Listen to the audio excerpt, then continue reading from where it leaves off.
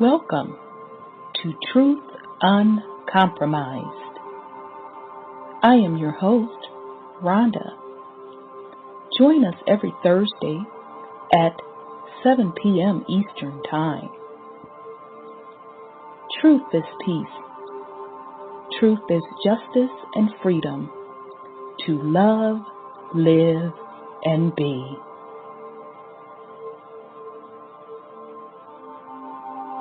Music provided by SourceVibrations.com.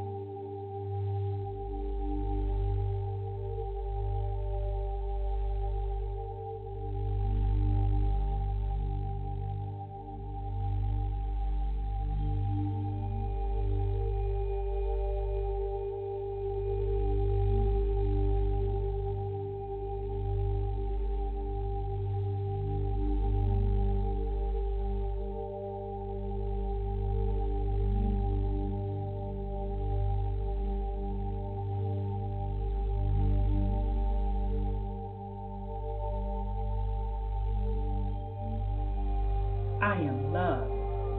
I am peace. I am free. I have abundance. I have everything within me. For I was, for I am, for I always be. We are love. We are peace. We are free. We have abundance. We have everything within us. For we are, for we will always be. For Mother Earth is love. For Mother Earth has peace.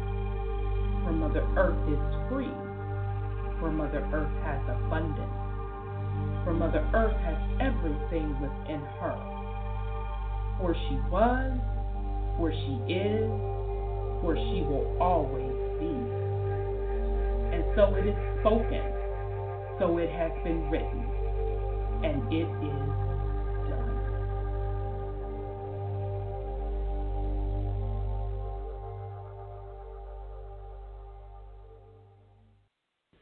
All right, family. Welcome to the Truth Uncompromised show. I am your host, Rhonda, and tonight is September 7th. We have a great show planned for you tonight. We kind of got rudely cut off last week. I don't know what the heck happened.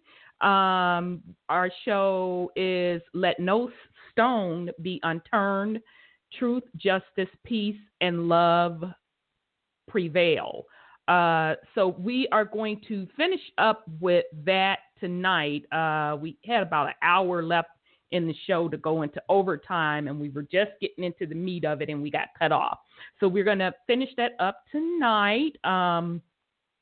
So before I bring the panel on, I just have to send a shout out to, I kind of got on a 90s song kick this week, and that's why I was playing a little song in the opening tonight by Silk, Lose Control. So I was playing the songs in the 90s, and I realized that even then we had a lot of love in those songs. Now, we did have some raunchy stuff. That was Luke and them out of Miami, and a couple of the gangster raps on the West Coast. As I was having my 90s flashback earlier this week, I ran across the love songs.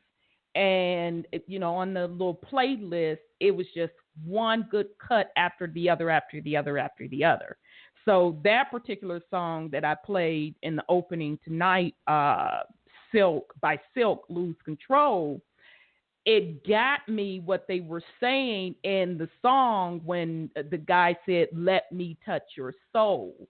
And I'm like, damn, they don't even totally. Let's start with, they don't really even speak on love nowadays for the most part, and what they're calling R&B, but they definitely don't get so deep as to talk about let's connect on a soul to soul level.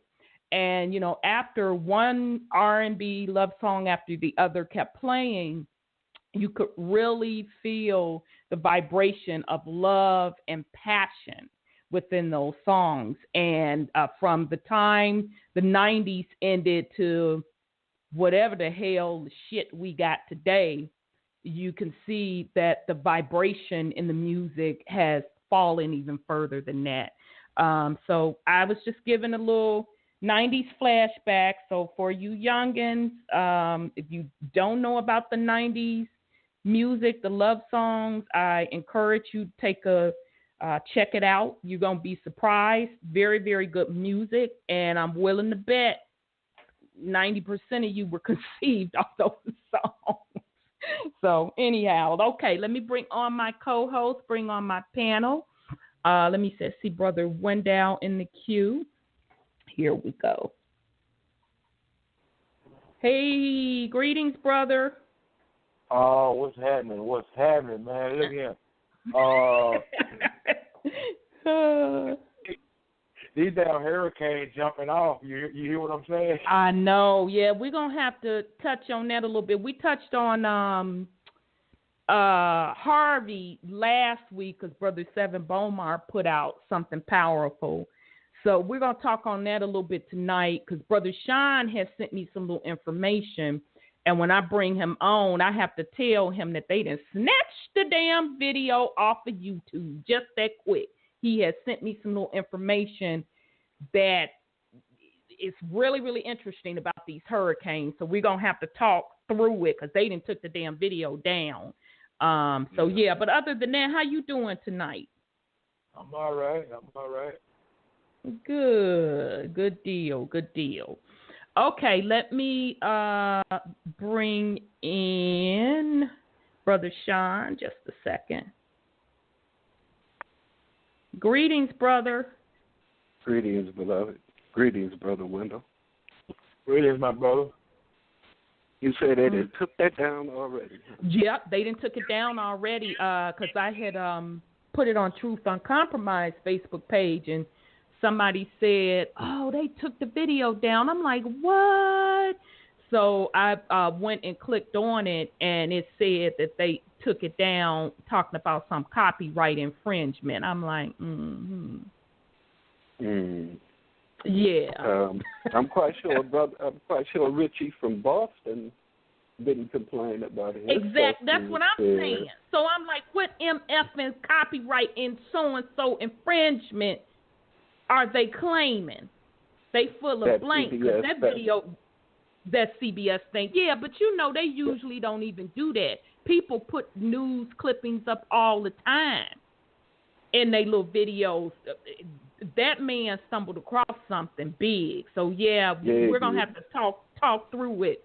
And I wouldn't have put it on the air anyway since they pulling stuff down because then they would have pulled this entire show down. So, we're going to have to talk through it. So, okay, well, good. Let me bring on Sis, and then we're going to get started. Greetings, Sis. Greetings, everybody, family, everyone. Greetings, sister. Thank you. Well, I just want to say I love the music.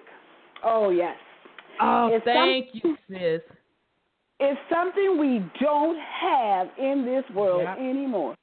We've gotten so animalistic and so basic in relationships that it just doesn't even make sense anymore. So I'm sorry. Go ahead, Sis. I'm just happy to hear something from the past.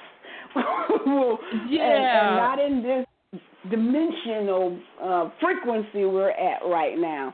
It's really good to hear that. And as far as taking stuff down, they had a brother, I forget his name, he was talking about the crystal and the different spaceships that do certain things to correct the atmosphere. And he had pictures. And they closed him out saying that he was doing a copyright infringement. So he's giving this lecture on all this stuff, and you can't even hear what a word he's saying. Wow, he must have had some pretty powerful stuff. He did, because he had pictures of the cigar-shaped ships eating up the, what they call them things? Chemtrails. Yeah, so when you start telling the truth, they get really uncomfortable. Yeah, really. And I mean, we've had that happen to us on several shows when people were hitting me up. I can't hear nothing on and on YouTube. Now, Blog Talk hasn't done that. And I go back to the video and it's and then I've even re-uploaded the video because they couldn't get me on copyright infringement because I'm pretty careful about that. But I'm like, ain't this a so yeah, they definitely censored. They cut you off last week. They cut off almost everything you were saying in that paper. And I said, is it my phone? Did I hit a button or something? Yeah. People were hitting me up telling me we couldn't, you were getting cut. I said, ain't that a bitch? But, that's just what happens when it's information that they quote, don't want to get out. It don't matter because it's still going to get out. That's the age that we're in. Time is now. Nothing will be hidden. That's the topic tonight. Let no stone be unturned. So exactly, it's just a minor inconvenience. That's all. It's just a minor inconvenience. Yeah, but also, Sister Sandra and I tried to keep it going till you got back in, and then Blog Talk just cut us completely off. Yeah, what happened was I was trying to text you to let you know that I couldn't even get back on because they waited to cut us off when after you can't dial back in, because once we go into overtime, if you're not on that line, you can't even get back in. So I couldn't even call back in to the show. So I'm like, well, I'm going to have to wind up ending it at this point because I can't even get back on. Right.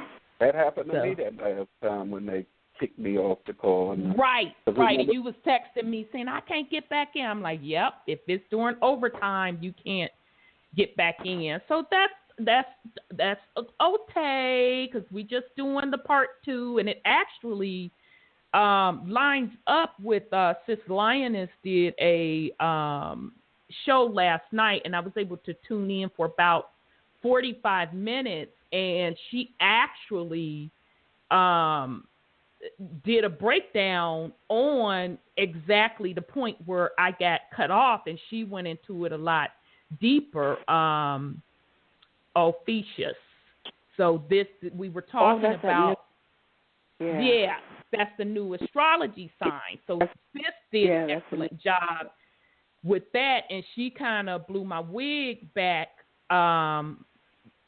when she basically said that represents also the feminine divine energy that is being uncovered that was hidden. So, we've talked about that on this several times on this show, that anytime you see the number 13 and it's associated with something, that means hidden. Okay, so with that particular astrology sign that they are saying was, quote, hidden, there is a new set of energy coming in with that, and that's where we got cut off. That's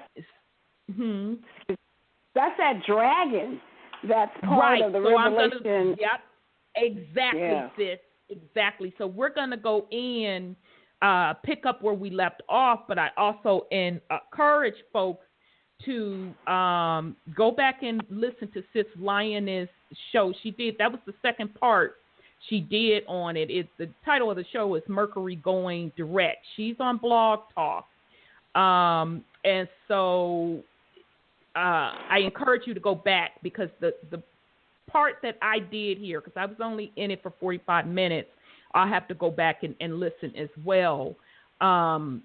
she started breaking down that astrology sign as well. And she gave some insight that I really, really didn't think about. So I encourage you to go back and listen to that. She's going to do a show, I can't remember, Friday or Saturday, but I'm going to post it on Facebook, on Truth Uncompromised Facebook page.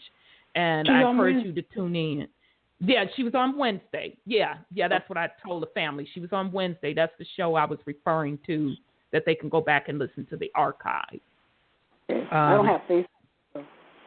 Okay, but you can, find her on Blog Talk. Okay. Yeah, so let me get her Blog Talk channel stuff right quick, because it's pretty slick the way she worded it. Kind of like my UnCONPromeyezed. You have to look at it and break the etymology down. Mm-hmm. And she did the same thing with hers, and it is, let me see here, because sis just sent it to me. So, let's Blog Talk do it like this. I don't know why they do it like this. I know it's like decipher. You can find her on there. Just put in lioness, but it has like decipher and something else. I don't know why the Blog Talk email that they sent does not have her official show name on here. So you can look it up on Blog Talk under Lioness, and there's one or two lionesses out there, but you'll know it's her because it has the word decipher spelt a little differently, and it has something else with it. And then you can also go to Truth Uncompromised Facebook page to click on her shows, her past show link, and then we're going to put the link out there for her upcoming show as well. I had her number, but you have to go back into the Blog Talk thing. Yeah, their Blog Talk not doing a good job with when you send out the little email. They need to get their shit together on that, because, here's the number. So the dial-in number, if you are going to, she's doing it September 9th, okay? It's going to be at 9 o'clock Eastern Time. And so the number is 818-532-9786. So she's going to do it at September 9th at 9 p.m. Eastern Time. The call-in number is 818-532-9786. And actually, she's doing a part 3. This is Mercury going direct part 3. Okay, so now if you want to listen online, you're going to have to go to Truth Uncompromised Facebook page to click on the link. I'll put it out there, or you're going to have to manually look it up on Blog Talk. Okay, good. Thank you. Okay, you're welcome. All right, family, so let's get started where we got rudely cut off. Ophiuchus. That is the 13th astrological sign that they decided to tell us exists. This was late last year that they came out with this new sign, quote, quote, astrological sign. It is not new, but it is new to us because of the age that we are in. Okay, so I am going to go over some of the characteristics of it.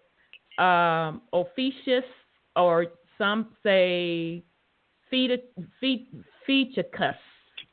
So I've heard it pronounced different ways. Okay, so anyway, it is a large constellation located around the celestial equator. Its name is from the Greek serpent barrier, and it is commonly represented as a man grasping the snake that is represented by the constellation Serpens. Ophiuchus was one of the 48 constellations listed by 2nd century astronomer Ptolemy, and it remains one of the 88 modern constellations. It was formerly referred to as Serpentarius. So, now, to show you how they lied to us when they came out with this new constellation being discovered, it says right here that they've been knowing about it because somebody in the 2nd century, and I don't believe that person discovered it because our ancestors, of course, knew about it. So that means they didn't read it in some of the ancient texts, etc. Okay, so here we go. Ophiuchus is located between Aquila, Serpens, and Hercules, northwest of the center of the Milky Way. Okay, so what I was discussing last week, that we have to think about that Milky Way and what it really means. Now, let's talk about the 2012 cycle and why that Milky Way is important, okay? Because in the center of that Milky Way, there is a central sun, and that we line up or pass by that central sun every, I think, 36,000 years and some change. 2012 was unique, and that's what the whole Mayan calendar was about. It was expressing that we were going in a new age. So right around that 2012 time, you heard folks saying that the world was going to end because they were basing it on the Mayan calendar, which was very accurate. And the Mayans were really saying, they weren't saying that the world was going to end. They ended that particular calendar cycle that they had because we were going into a new age, a unique age. What makes this age unique is the fact that we lined up with the central sun. So everything in the galaxy, so meaning our particular universe, our particular sun, we literally lined up with that central sun. So that meant we brought in highly powerful energies associated with that, okay? So it does not surprise me that they are saying that this 13th Ophiuchus astrological sign is northwest of the center of the Milky Way. Okay, so it says the southern part lies between Scorpius to the west and Sagittarius to the east. In the northern hemisphere, it is best visible in the summer. It is located opposite Orion in the sky. Ophiuchus is depicted as a man grasping a serpent. The interposition of his body divides the snake constellation Serpens into two parts, Serpens caput and Serpens cauda, which are nonetheless counted as one constellation. So we're going to stop there. So they are saying that this particular astrological sign is depicting a man with a serpent or snake wrapped around his body. That is directly telling you that it's Kundalini rising. That's what that snake represents. Okay?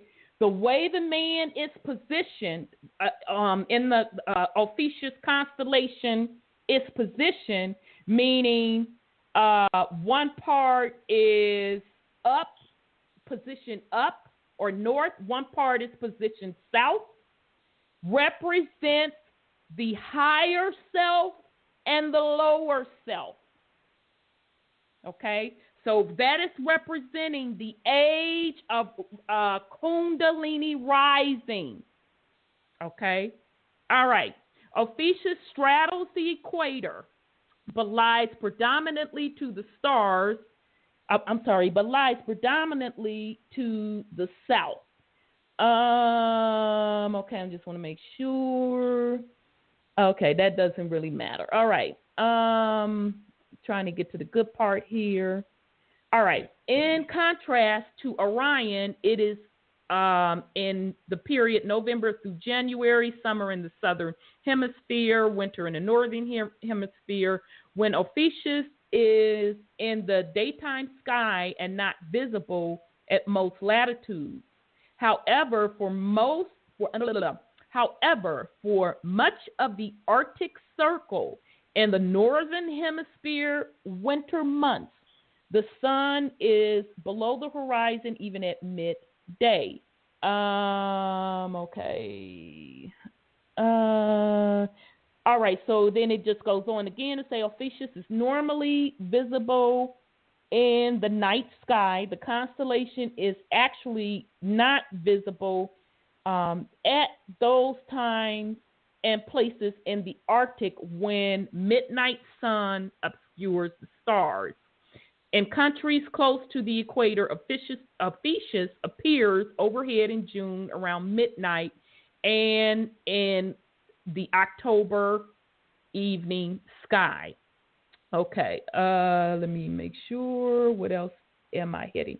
Okay, so that's all I had on that. So what I wanted the family to get out of that is, first of all, when they presented this new astrological sign that they claimed they had just discovered late last year, if I remember properly, they were positioning it as being new and hidden. Well, and calling it the 13th astrological sign, which it is true, it's the 13th sign, and by default that means hidden, but it was always there. They always knew about it, but what you need to take away from it, that represents us going into the new age, and we've talked about, they throw around these terms, new ages, the new energies coming on board. We have left out of the dark ages, and now we are into the golden ages, okay? So the Ophiuchus sign is also an indication of where we are from a age perspective and the associated energies with it. And Sis Lion has pointed out very well that it also represents the feminine divine, okay, which would make perfect sense since the feminine divine energy and power was suppressed and hidden of who she really is. So that also makes total sense to me. Okay, so I'll pause in case somebody wants to put something on it.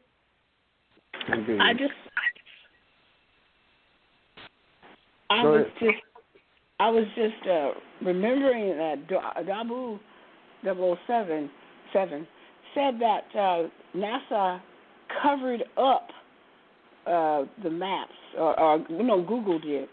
Google Sky covered up the maps so you couldn't see that. Oh, really? They have a video on, I just looked at it today, I think it was. This is interesting. I always look at stuff you guys go talk about. I don't know why. But anyway, it was on, and he was talking about the Revelation 12 sign, the 12-1. And remember I was talking about last week that according to the Lost Book of Enki, when the planets lined up like that, it was the mother, father, and son. You sure did. You sure did. And so also, when I also listened to a large lecture from Dr. Phil Valentine, talking about that we're coming into the galactic center. And as we get into the galactic center, there's a lot of earth changes are going to be happening, and there's going to be purging, there's going to be the null zone, there's going to be all kinds of things. And he had a whole lecture on that one. So this is, and they said we got 300,000 years before we get there. And I said, well, that was just 2 years ago. Now we're here. We moved 300,000 light years already. Well, it's interesting because, first of all, what Dr. Valentine was speaking on, that galactic center is the central sun. Yeah. That is literally that central sun. Now, it's interesting, they up there talking about some 300-some-thousand years. Before we get there. We've talked about this on this show. Remember we talked about the Mandela effect? Yeah. So now I don't know if we didn't already shifted to another world. Okay? I've seen many people, matter of fact, somebody just posted it, I want to say on one of the Facebook Royal Bloodline pages, or it could have been Bobby Hemmett's page, where they showed the year. Nope, you know who posted it? Somebody who's managing Dr. Blair's pages, because Dr. Blair still has a page up. It came off of his page. And they had the years listed, and they showed the planet Earth. And we started splitting dimensions in 2013. Okay? Mm-hmm. And you saw literally where it was splitting, and then it got to the point where, did it say 2017 that we completely split? So anyhow, The point I'm trying to make is that may be for another realm, it's going to take some 300-something thousand years. You see where I'm going with that? But it could have been other people jumped to another timeline and why stuff is happening the way it is now, the way it's unfolding. So that's just a theory, just a thought. So I'm sorry, Brother Sean. Go ahead on. I know you wanted to make a point. If you think about it, they've been having it the whole time because it's actually been 13 months. Look at the way they changed up the calendar, made the month something. They know that they can no longer hide it. I mean, it's the point of balance, which is what needs to be restored. That's why the central sun, center. Yep. The center is the point of balance. Absolutely. I mean, it's all coming in perspective, and they know that they can't hide it. So, they always trying to tell a little truth. Right. Truth with the lies. To try and save themselves. But it'd be too late. I mean, it's already upon you. Speaking on it now, not going to save you. Right. That's true. That's true. And Sis D this week posted a video where somebody captured on tape literally 3 suns in the sky. They were like spread across the sky, but with the clouds behind them at a pretty far distance at that. So I'm saying all that to say that, they're still trying to hide the fact that we have moved into another age. And I will go as far as to say that the dimensions have split, and depending on where you are from a spiritual perspective, you're going to be wavering in and out of different dimensional realms. Okay. All righty. So the next thing I wanted to discuss is I want us to talk about what the golden age is. I know we've heard this term a lot. So I did run across a video. Let me make sure I have it. I hate to have to say that and then, damn, something that happened to my so-and-so video. Yeah, I do have it. Okay, so this first one is called Cycle of the Ages by Walter Cruton on the Just Bernard show. So this one is about 20 minutes long. I want to play it. I want the family to get a sense of what really the golden age means. So when you will hear that term, you will enter and understand what it is. So we're going to play this, then we're going to come back and chop it up. Here we go.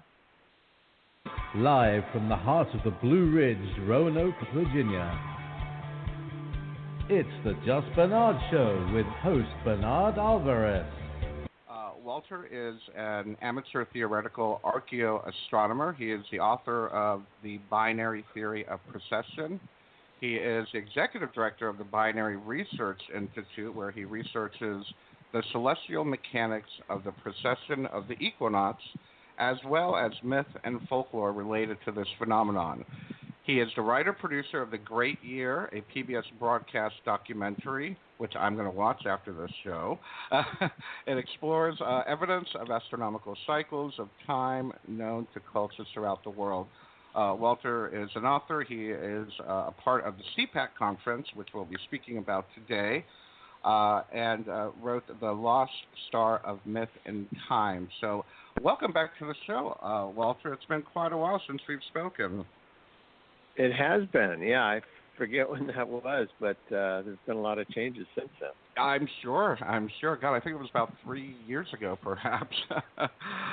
But so anyway, let's jump right in, because a lot of people, I think we need to clarify some of the jargon that we're using. I believe actually the last time we had you on was around 2012 when the whole Mayan thing was going on, and people were very into the precession of the equinox and the Great Year.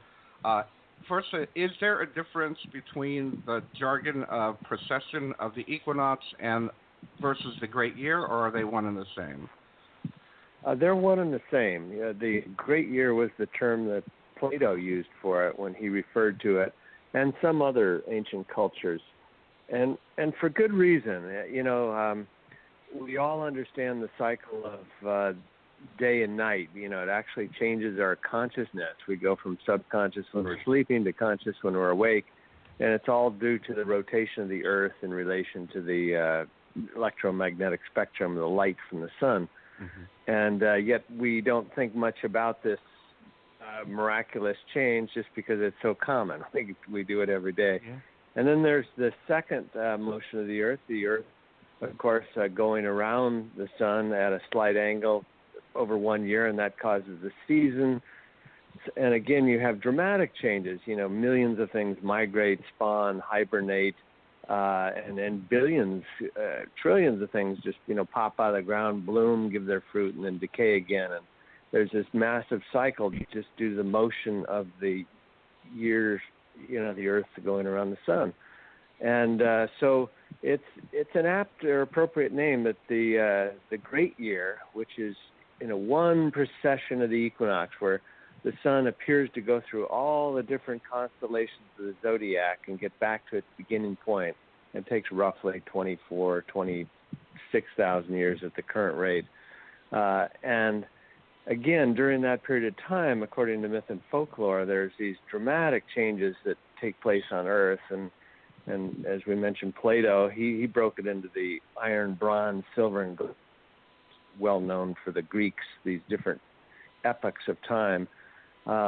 So, yeah, I like the term the Great Year. It's simple and something we can relate to easily. Yes, me too, actually. It's a lot easier to say than precession of the equinox as well. So, yes.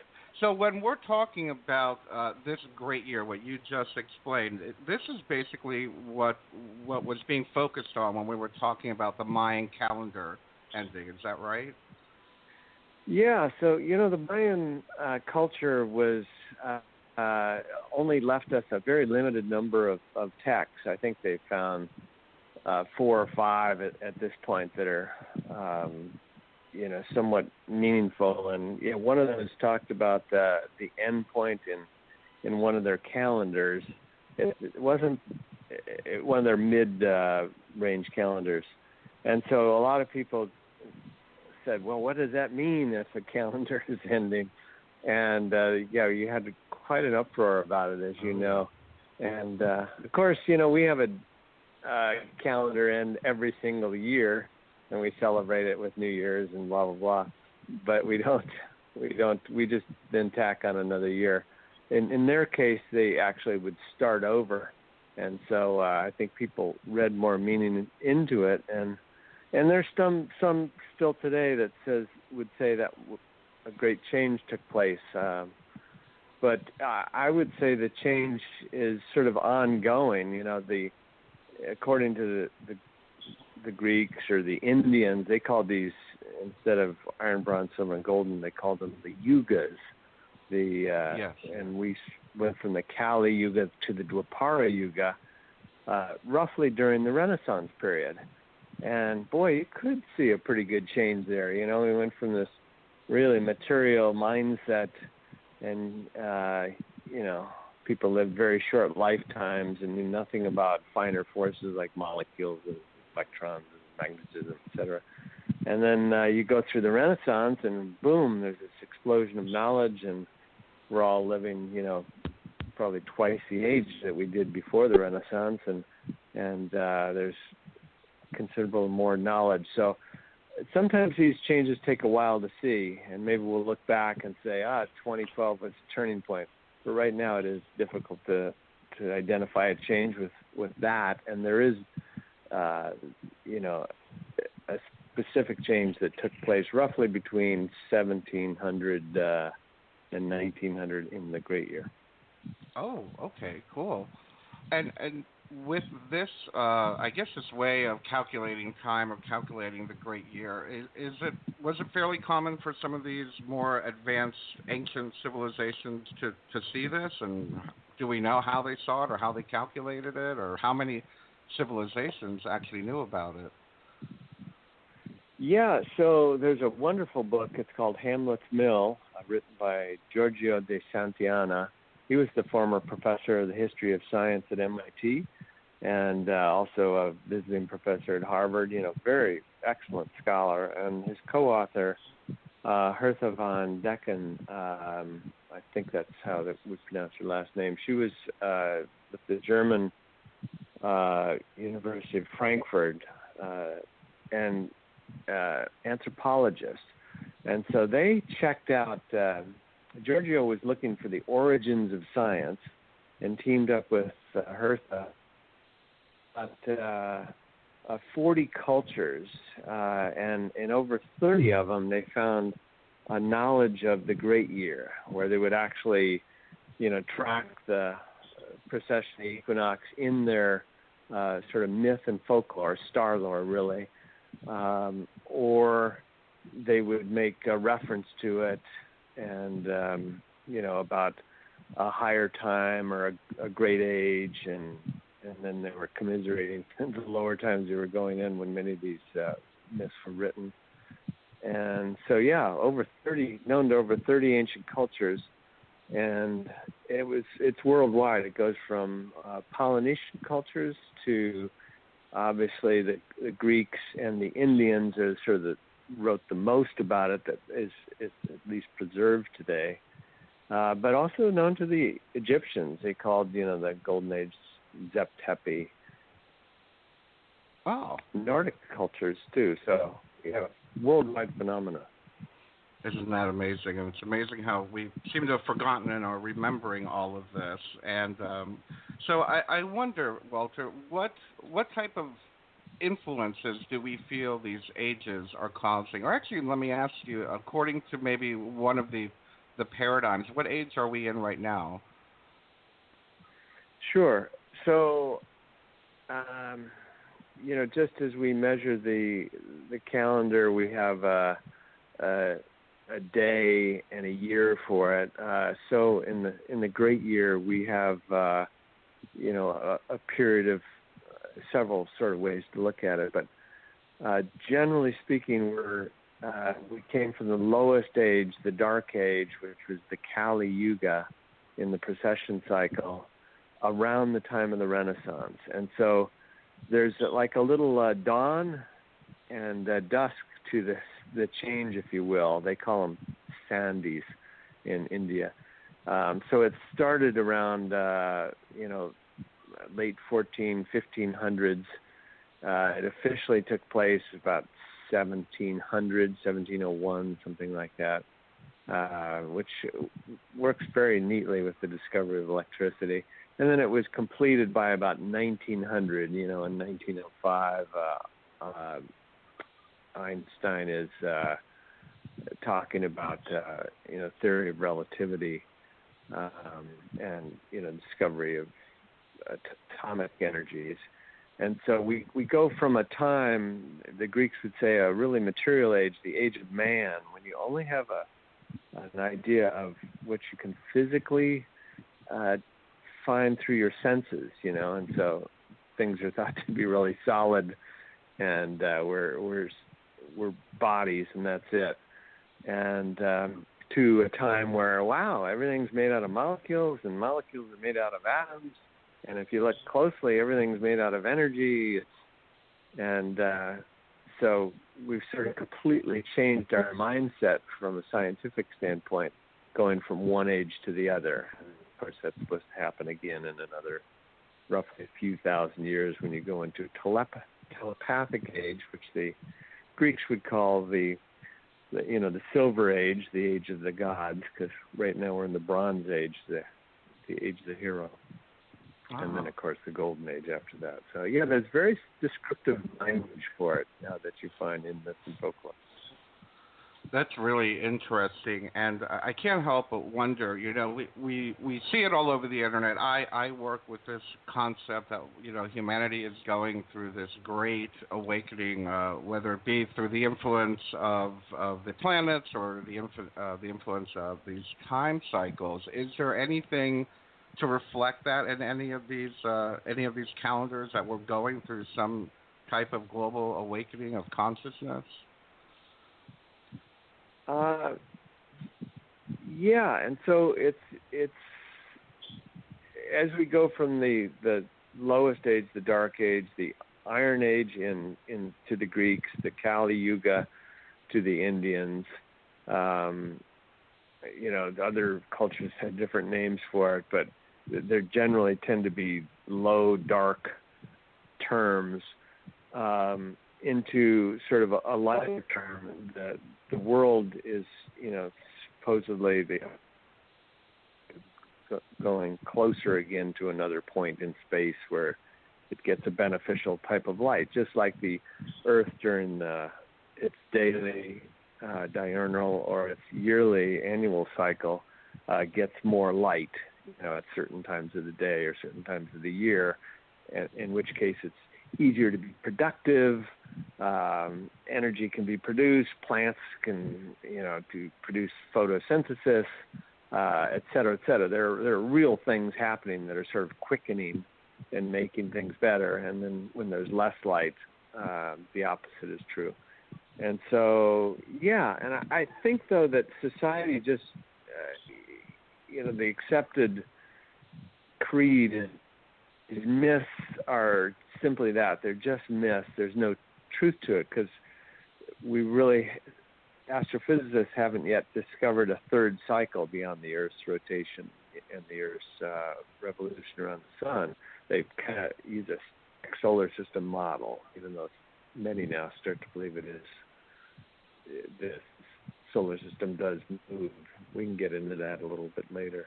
Yeah. But yeah, there's and so when people don't have a cause, a reason why a thing would be getting better, they write it off to myth and folklore, or they say, oh, that's just evolution. And yeah, evolution might be quickening in some areas, but it's pretty bumpy otherwise. Right. But I agree. I think, golly, you look at any field of science over the last 50 years, and it's like you just throw out the old textbooks because so much knowledge has been acquired. Yeah. It's very Look true. at technology. I think of technology as sort of a manifestation of our creative thought. And, there was a time we didn't have, televisions or iPhones or computers or anything like that. And it was obviously a simpler time, and mankind can be much more creative. There's many more occupations, and this is the age of the hero we're in, according to the Greeks. And I kind of like that term for it, because many people are doing many more things and sort of breaking out of old ways where you just work for a big company your whole life, and that was it. Oh, yeah, and we can see that everywhere. People are they're breaking out of the box, so to speak. Yeah, and so what is your study, Bernard? Just remind me what leads you to perceive that we're going through some sort of change there. Well, mine was more, how shall I say, I went through a shamanic vision quest, and I just got all this information during the experience, and for lack of a better term, these beings were telling me, this is the time, there are things happening, and I'm seeing it. I mean, we can see it. I see the evidence of it everywhere, where people seem to be going through what I call the spontaneous spiritual awakening, where they're seeing with clearer eyes, understanding this 3D paradigm that we're in is just that. It's just a construct that we can escape, so to speak, and elevate ourselves out of it through our consciousness. I agree. Yeah, we seem to be much more aware, and that gives us power and control over our environment. Not that everybody exercised it, but some certainly do, and it makes a difference. It certainly does. So let's hope more do. Yeah. I think it's happening pretty quick. I'm seeing more and more and getting more and more messages. So I hope that's messages from people going through the experience. So I have faith in humanity's spontaneous evolution. Good. Well, there is a little way to measure it. Okay. If you wanted to talk about it in sort of purely astronomical terms. So the precession rate is by Kepler's laws, and he basically was the first to notice and write a formula that all bodies in orbit are actually in elliptical orbits. Nothing goes perfectly circular around another object. Even our Earth, our closest point is 91 million miles. Our farthest point is 95 million miles. So it's a slight ellipse, but most orbits are even more elliptical. And so when something is in an elliptical orbit, when it's closer to its other object, it goes fastest, just because that's when the gravity pull is strongest. And when it's farthest away, it goes slowest.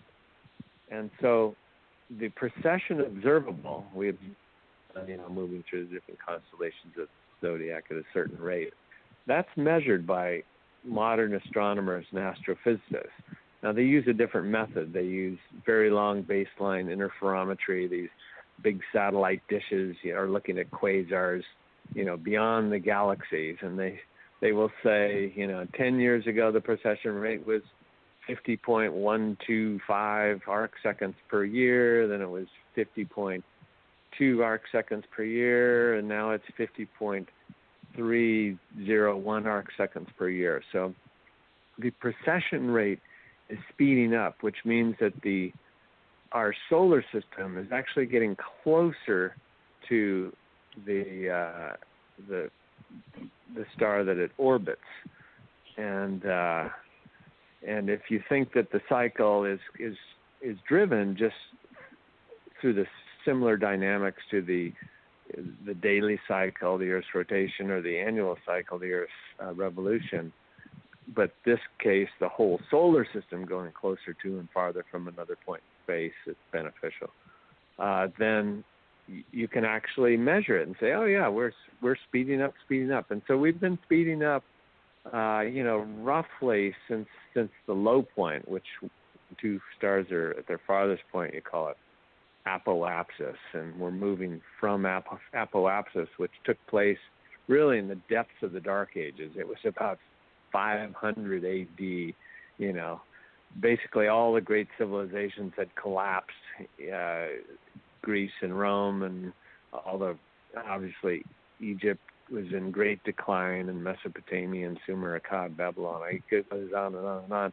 And even they shuttered Plato's Academy in 511, I think it was. And then, quite a dreary dark age with plagues and people living very short lifetimes and no democracy of any kind, brutal times. Yeah. And then the Renaissance, and people finally start waking up again. And so, but you can measure the precession rate during this whole period of time, slowing before the worst.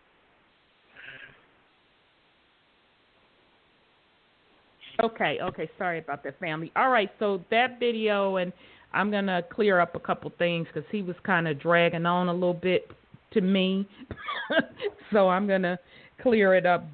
Be patient with me. So that was Cycles of Ages by Walter Cruden on the Justin Bernard show. So before I open it up to my co-host, let me clear just a few things up that I felt he was kind of dragging on, or the main points you need to take away from this. Okay, so the main thing that I wanted us to take away from this particular video is the fact that the way that our ancestors calculate what we call time was based on the precession of the astrological signs. Okay, so when they say precession, all they are saying is, let's say, the Age of Aquarius, because we talked about that last week. Okay,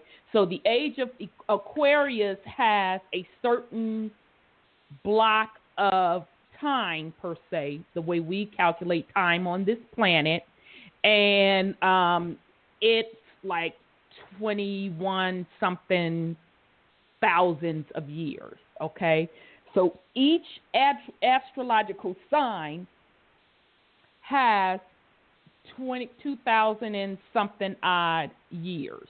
Okay, so our ancestors calculated what age we were going to be in based on those astrological signs, and they knew based on those astrological signs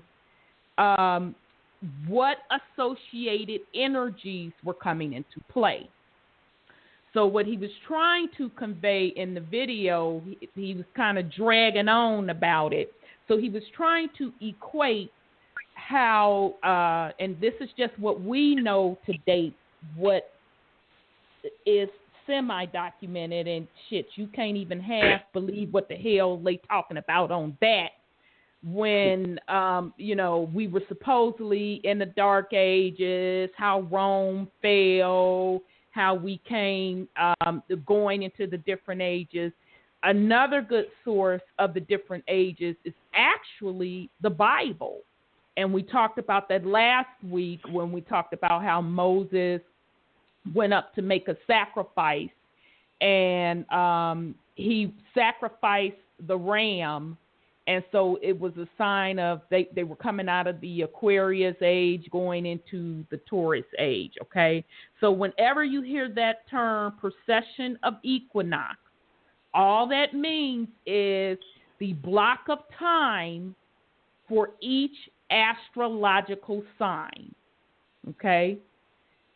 So what else point I want to make in that video? Oh, the speeding up of time. He was kind of talking in code, okay? He was like, they can measure it based on the sun being 93 million miles, this, F, bullshit, come up off the bullshit. He was bullshitting at that point, okay? It is based on the energy and ages. It ain't based on no goddamn, the sun is this many miles. It's not based on that. It is based on what age we are in, means what frequency will be hitting the planet. And with those associated frequencies that's hitting the planet, you're going to get additional energy sources. That is why we're seeing multiple suns in our planet now. I remember when Dr. Blair said back in 2013 that we were going to get 3 suns. I remember that clear as day. And back then we had 2 suns. But, you know, somebody just posted a video clearly showing where they were trying to hide 3 damn suns in the sky. That's a whole part of them putting up the sun simulator, putting up the chemtrails to block out the sky. And in addition to that, we have what we call planets, but they're really energy centers. We have additional new energy centers coming into play as well, okay? So that's what I wanted you all to get out of the video. What is the golden age? You are literally coming out of the lowest point, which means the lowest vibrational rate that the planet is in, rising into, graduating into a higher vibrational state. That's what the golden age is. Now, what makes this particular part of the golden age so interesting, because this is the first time in our lifetime, well, this time in our lifetime, those of us that have cycled here many times before, you lived in the age that we are about to go into. We are going to move at a rapid speed through the golden age into the ages that they don't even have documented. That's going to be the ages where telepathy is going to come back to play. That is going to be the age where we're going to do away with monetary systems, where you're going to literally manifest what you want and get it there on the spot in the physical, okay? So I just wanted to give you an insight of what the golden age really is, what that procession of equinox really means. So I'll pause and let the family put something on it. Go ahead, sis. Okay. Some of the things he was talking about, like the Dark Ages, that's when the Europeans overran our ancestors and started destroying all the documents, and they started renaming it their works. Yep. Also, when he said the precession of the equinox, if you look at the Great Pyramid of Giza, they said if you go from the nose and you get the constellations, it's approximately, I think, 250,000 years when it comes all the way back around. So that's how they're measuring this stuff, using the stuff that our ancestors have put for them to see the sky, stars, and make those measurements. It's not like they got these great telescopes up there that's doing all this stuff for them. Exactly. And then all that satellite shit he was talking bullshit. I'm sorry, sis. Go ahead on. You're right. No, I have pretty much finished, because this is how they're getting what age we're in. This is how they're getting what section of the astrological pie, the circle that we're at. Right. And then Pisces was over, and they know when Pisces ended because of that great period of Giza, and the ley lines and all the pyramids all connected to each other across the planet, and each one is telling the time. And that's how they know it. So, Absolutely. With that, I'll rest, because I had to say, oh, come on now. You know what you guys did. You stole all the stuff, changed the names of the inventors, and gave it to your guys. Right. And I'm sorry, go ahead, sis. And they're going to say Plato and all these people were the first ones. I said, yeah, okay. Right.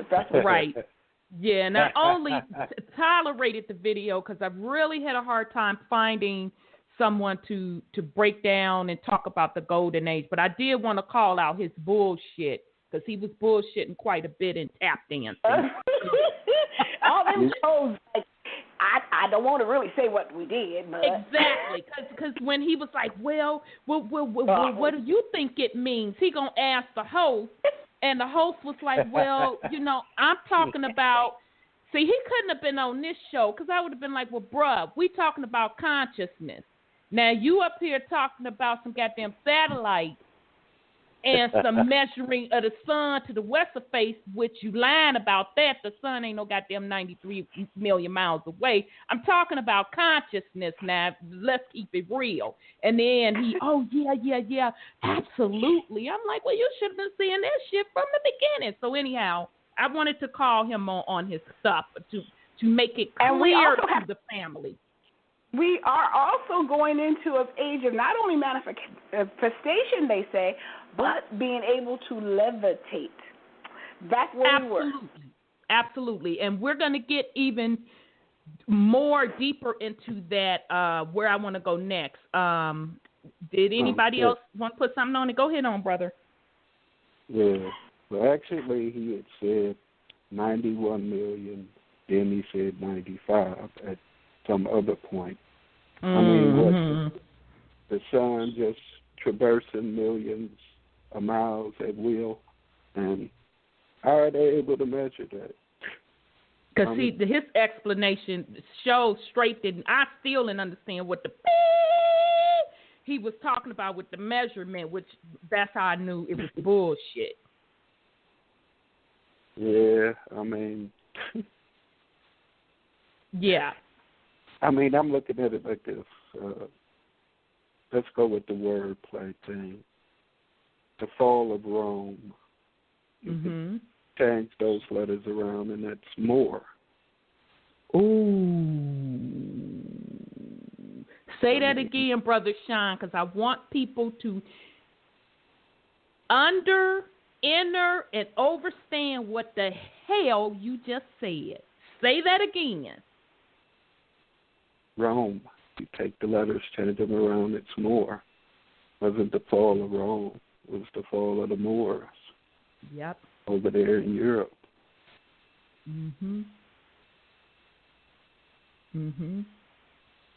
Which represented the Dark Ages, was part of that Dark Ages.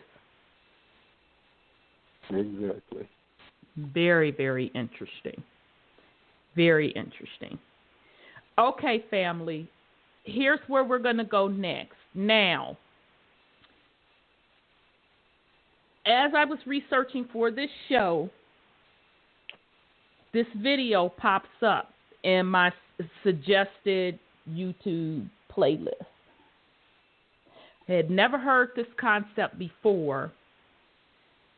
And once I looked at the documentary, because first I looked at the full documentary, and then I backtracked once I saw the full documentary that blew my wig totally off, and started researching the topic a lot more.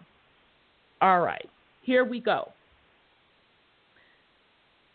And this lines up to where we're going back to. Actually, we're going to even exceed beyond this, okay? So the documentary that I'm referring to, it is called There Are No Forests on Flat Earth, Wake Up. And damn, I didn't get the YouTube channel, but this is the only full documentary out there with this name. There Are No Forests on Flat Earth, Wake Up. A Russian cat did this documentary, and he did it in the little Russian language, and then someone translated it into the English language, okay?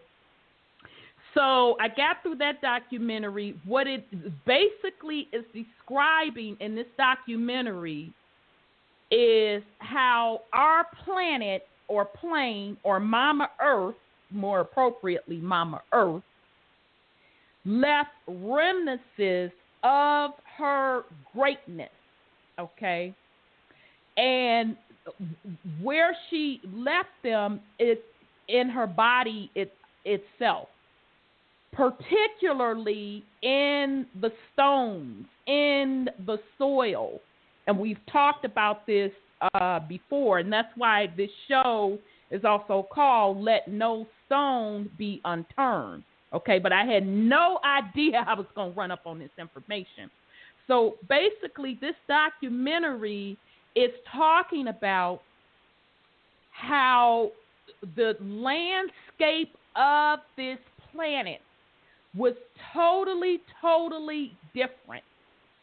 And you can see the remnants of the glory of what the planet used to be by looking at mountains. Okay? So specifically, he was showing how mountains are really remnants or leftovers of the gigantic trees that was on this planet, meaning that the trees were the size of what they describe in Jack and the Beanstalk. Okay, so each one of those mountains were just not rocks, but they were huge sacred trees. And some type of catastrophe happened, and then this is the part that really just effed me up, because he also showed where a lot of the mountains that have a flat top to them, how they were literally excavated. So meaning someone came through and leveled those trees. They chopped them down, okay? And then in the video, they go into how each one of these gigantic trees, and the trees were also made out of, they weren't carbon-based. So they are not carbon-based of what we're used to seeing now, okay? So the trees that we see now are carbon-based. The trees from the other age, a higher frequency age, which are the leftover of the mountains, were of different substance, like crystallized substance. And beneath all of those trees, beneath it was a network of caves. And that's where the underground system came from that we still have today. It came from these large trees. And that is why when you can go to like Mexico, there's like caves with crystals, with these huge crystals. Quartz crystals, which those are the clear ones. You can go across this planet and go to caves, and they have all type of gigantic, huge crystals. Though that is left over from being connected to these trees that was energy centers for the particular planet, okay? And so immediately as I'm going through this documentary, listening to this brother, this Russian brother, and he's showing pictures and proof, and even the Grand Canyon itself was excavated. So meaning someone came with machinery, heavy-duty machinery, and dug up the precious minerals out of Mama Earth. Okay, so as I'm going through this, automatically what came to my mind, I said, God doggone it. That's what the movie Avatar was really about. It was documenting, I guess you can say documenting, or telling the truth of what really happened on this planet. Not somewhere else, this planet. So visually, if you are familiar with that movie Avatar, and ironically it came on the other night, I'm like, wow. You will see the same huge, gigantic trees. You will see some of the trees floating or levitating in the air. but for the most part, you saw the very huge trees on the ground, and you saw where every time they walked in the forest, you would see the bottom of their feet lighting up, and it hit me. They were really describing how the native people were living in a high vibrational state, and someone or something or some entity came and excavated the planet. Okay, and so I'll pause right there because I do have 2 videos that I want to share. They're quick ones that's going to break down a lot better than what I just described. But before I do that, I'll pause in case somebody want to put something on it. I want to add, I'm talking too much, but I wanted to add that there was also a guy. I also want to add that there was a guy that says that those large rock formations are human species that was here prior. You know, they're formed in hands, and they have some kind of, I forget, I can't remember the whole documentary, but they are humans, the rocks, not just rocks like we think. So he's doing that. He has that theory on it, and he's going by to try to prove that. Mhm. So and he's saying that was a different age that lived back in the day. No, you're fine. I had to pause a little bit because that's interesting, because I was thinking back about the movie Avatar, and if you remember, the avatars, number one, the actual avatar beings lived in the high vibrational place, and remember, they were really, really tall. Mm-hmm. And they had blue skin, and so that reminded me of the Indian, I guess you would say the Indian ancient text that talks about the blue mystical beings, because supposedly our hue, meaning our skin color, was a lot different when we were in a different age, because the atmosphere itself was at a very high vibrational rate. So the Indians say that we were blue, and then I've heard other people say that we were green. We were more green-like because we closely matched the trees, the chlorophyll. So that's why I paused when you said that dude was saying that some of the rocks are also are some of those beings. So that would kind of line up if we had beings on the plane that were really, really tall. And if I don't know if you remember in Avatar, dude and Sigourney Weaver's little character, remember they had to go to sleep and go into the spirit world to get into the avatar body in order to walk among them in that realm. Well, you know, Osiris also was blue, they say. Wasn't he blue? And they have uncovered some giant green or blue or something like that. Yeah. Yeah. You know, and if they had to do, I didn't see Avatar. I don't see too many movies, but if you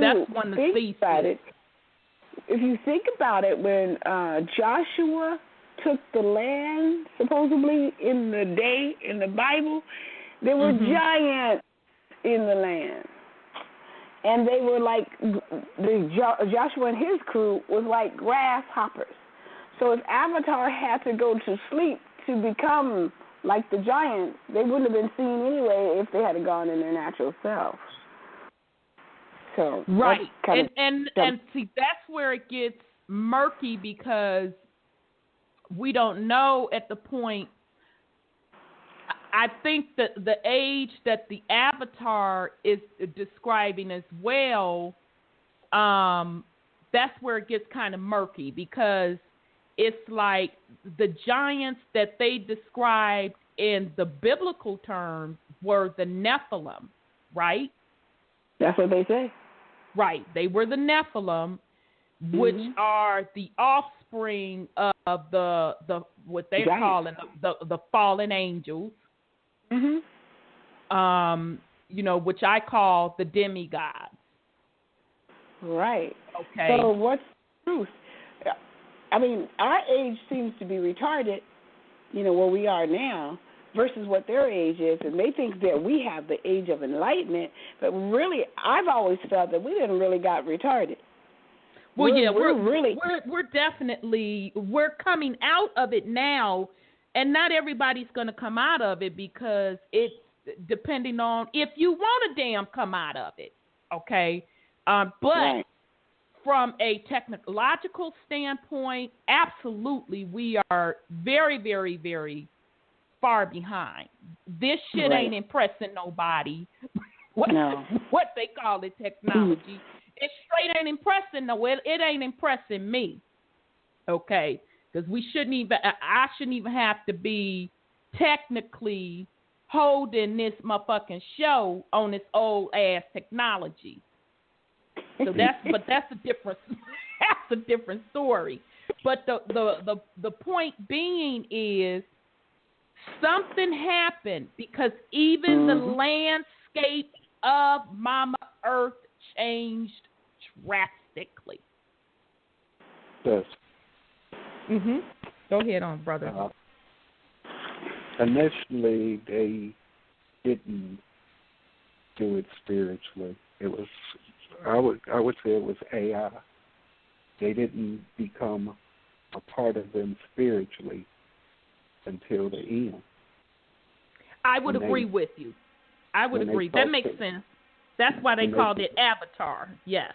Right, and when they conversed with the planet, and the planet said that it was okay. That is true. It's real life. That's true, because I'm glad you brought that up, because remember, one of the dudes wanted to kill him and said, "This is a demon." He recognized the shit like off the cuff. He was like, "Nah, this is a demon. I'm finna straight up kill him." So absolutely, and pretty much all the people knew that they were not organic to the land.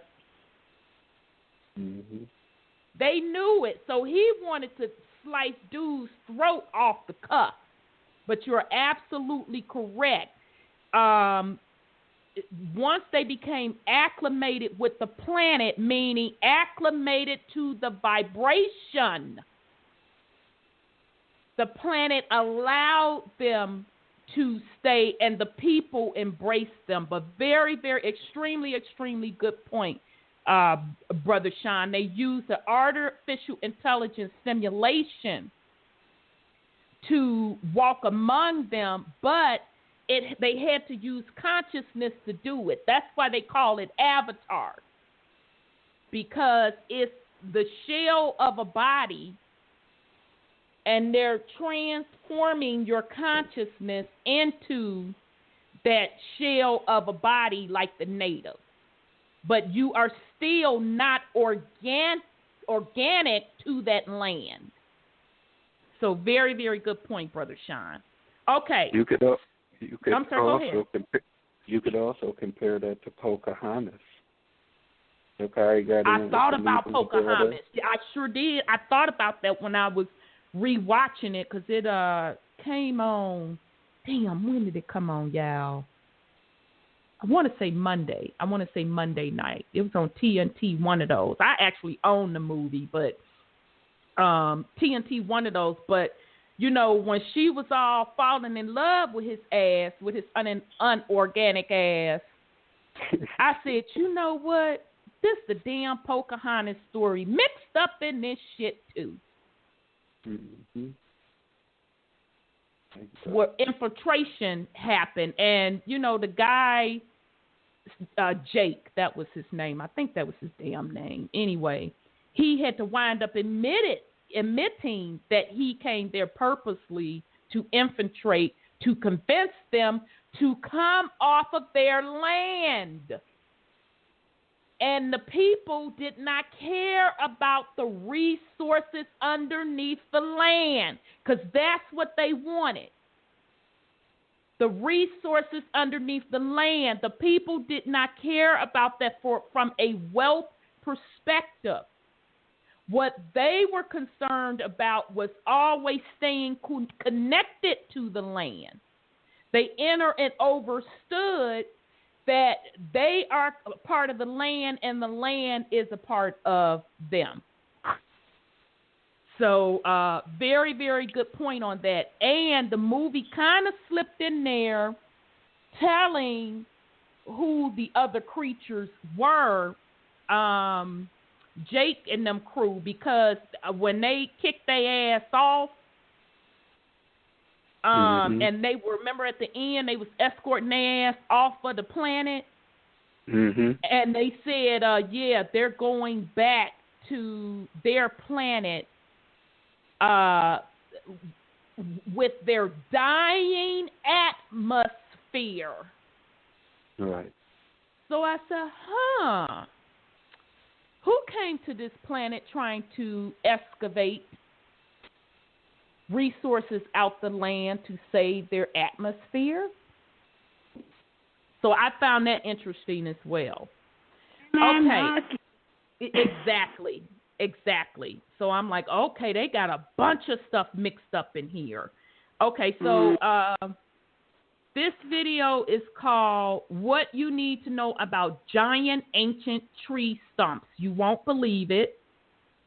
Let me see. Let me go down here. It's not that long, family.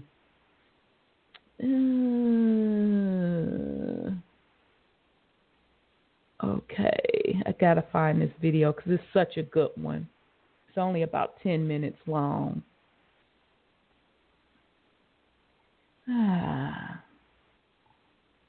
Okay. I can't find it. Is it the one talking about how some of these mountain ranges are actually petrified tree stumps? Yes. That is exactly the one. Absolutely.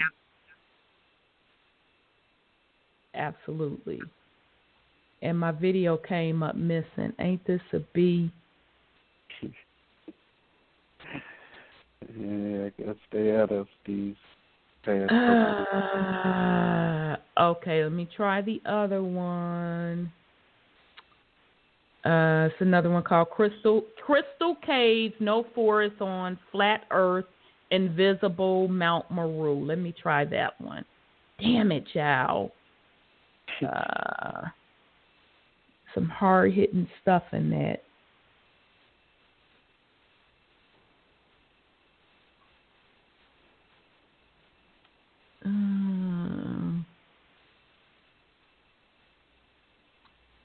Okay, I at least found that one. It's 8 minutes. It's going to be hard-hitting, powerful. So here we go, about the Crystal Caves.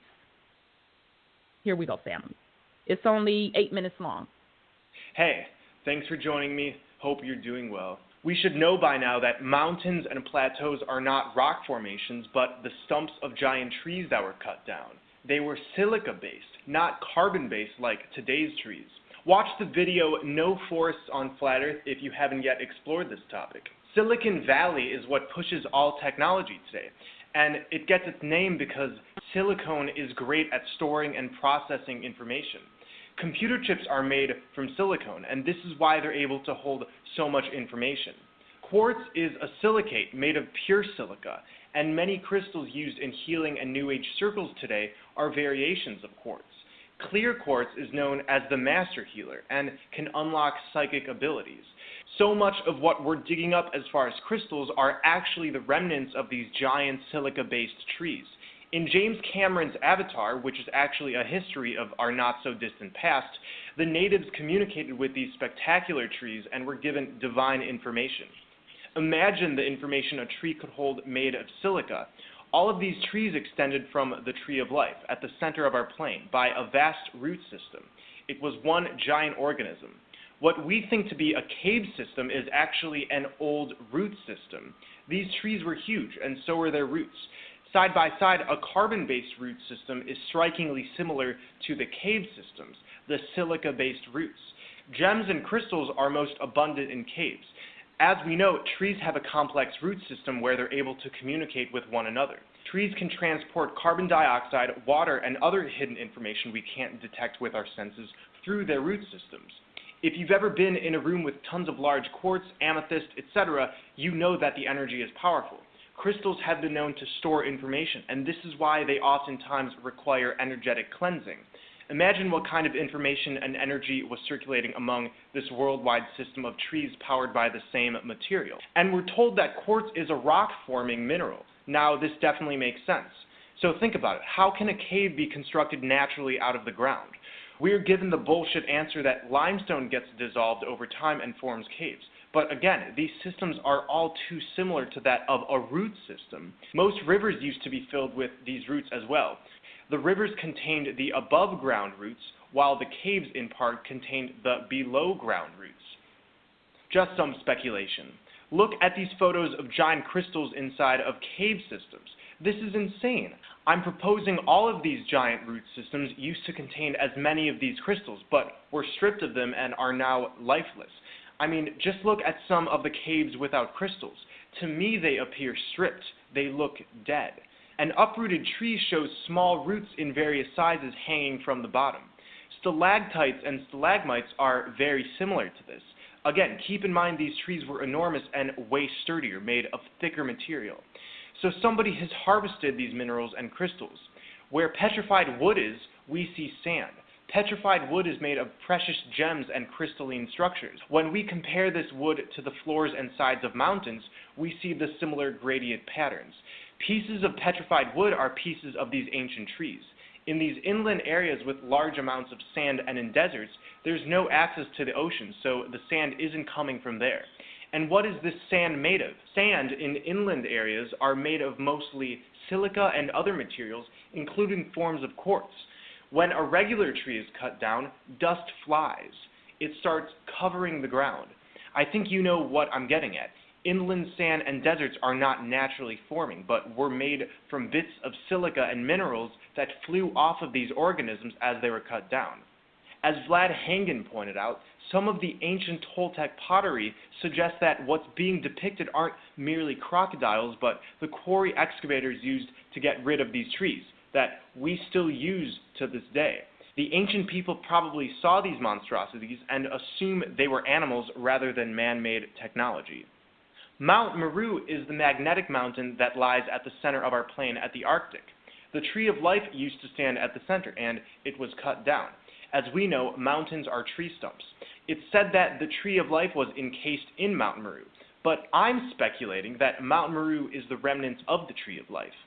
In this Buddhist depiction, we see a vortex below the mountain, representing the vortex we go through when we enter the center. On this Mount Meru art piece from the Yun dynasty, I couldn't help but notice how similar it looks to the Holy Grail, which when we drink from, we achieve everlasting life and abundant happiness. The Holy Grail, as we know, is an allegory for the center of our plane. Look at the Norse tree of life, Yggdrasil. Now look at this piece. Instead of a tree, there's a mountain, but the roots are still at the bottom. This tells me Mount Meru was the tree of life. On the maps of Hyperborea, there's a mountain placed at the center. There's 4 rivers coming out of it. On this Phoenician seal depicting Mount Meru, we see 4 streams extending out. This Navajo sand painting represents the 4 rivers as well, and X marks the spot. There's also 4 mountains surrounding what we know to be Mount Meru. These 4 mountains are seen throughout many depictions. This is a Hindu painting. Again, we see the 4 rivers converging to the center. The Garden of Eden was also said to have 4 rivers. I want to mention that in most of these depictions of Mount Meru and the Tree of Life, there's reference to the underworld. The underworld is where we want to go. They've tried to confuse us by telling us heaven is up high and hell beneath our feet. This is the reverse of truth. We want to go down under.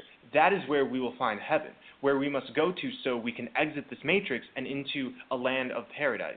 Plato described Atlantis as being shaped like 3 concentric circles of land divided by water, the shape of a bullseye. Mount Meru is said to be an invisible mountain. René Dalmal, a French writer, penned an unfinished novel in 1952 in which his characters theorize that Mount Meru, what he calls Mount Analog, is real and located at one of the poles. In the book, he calls the mountain the door to the invisible. One of the characters proposes that the mountain itself is invisible because it's made of a material so dense that it bends light.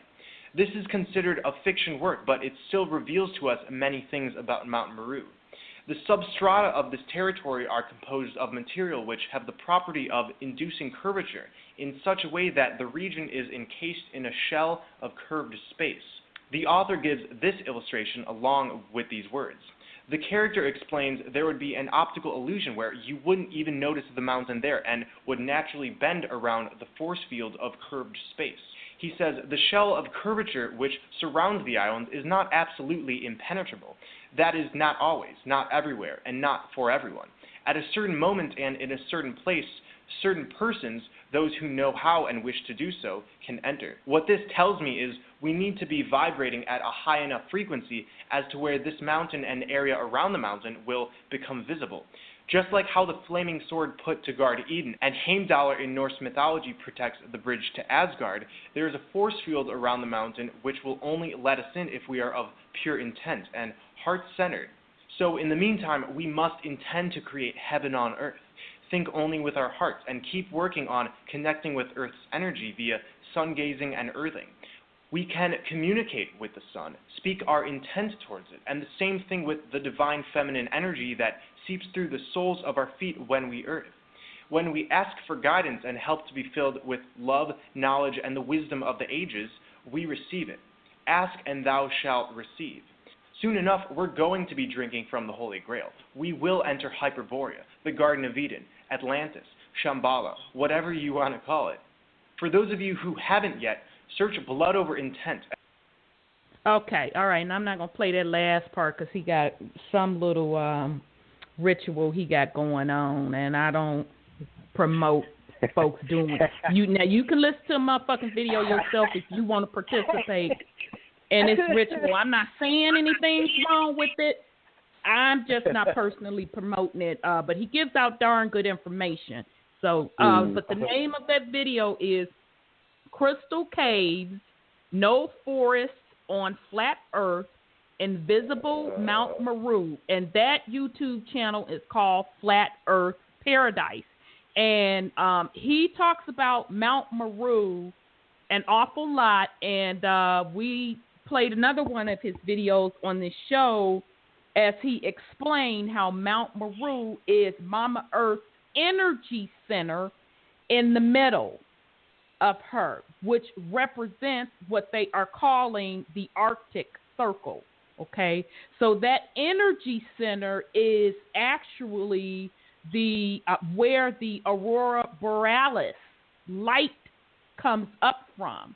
All right, and that is pure energy that Mama Earth shoots up from her, and I equate it to her heart chakra, and she shoots it across the planet. So that's where you see these beautiful pictures of aurora borealis, of green. Sometimes they have pretty purple lights, pretty pink lights, okay? So below that particular energy center, he was also saying that he feels that's where the black sun is housed. That energizes, is the main energy center of Mama Earth, and that's really the true powerful energy of the planet, okay? So isn't that ironic that we just had the eclipse, and we talked about that the eclipse really is the appearance of the black sun, the eclipse we just had, of the black sun covering our regular sun and why that was so powerful and important. Okay, so that's one point I wanted to bring up in the video about Mount Meru. And I also want to bring to the point that he referenced that Mount Meru represented the tree of life. And out of that Mount Meru, you had 4 rivers flowing out of it, okay? And that's also depicted in the Bible as well. So he's suggesting that at the time that they were excavating Mama's Earth planet, cutting down the trees, which makes sense, which are now mountains, to get underneath and take the precious minerals out of the root system, that the tree of life itself was cut down as well. And that's exactly what they depicted in Avatar when they hit the tree with the rockets and all of that. That tree was representing Mount Meru. Now, also what I liked in this video, he made it clear that Mount Meru still stands, but you're seeing it from a spiritual perspective. So that's where that raw energy center still exists. And interestingly enough, when I saw the movie Dark Tower about a month ago, and the Idris Elba character drew on the ground the planet, and he drew a circle. He literally drew Ezekiel's wheel on the ground, okay? So he drew a circle, and he drew a little circle in the middle, and he drew these spokes coming off of the circle in the middle. And he explained that those spokes represented the different dimension or the different worlds. So he called it a world within the world, okay? But in the movie Dark Tower, that energy center represented Mount Meru.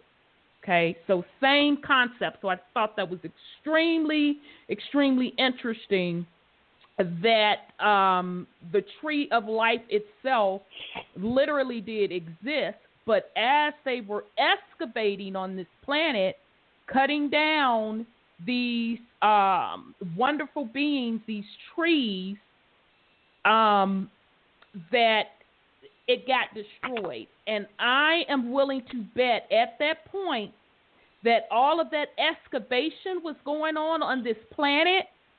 It drastically lowered the vibration rate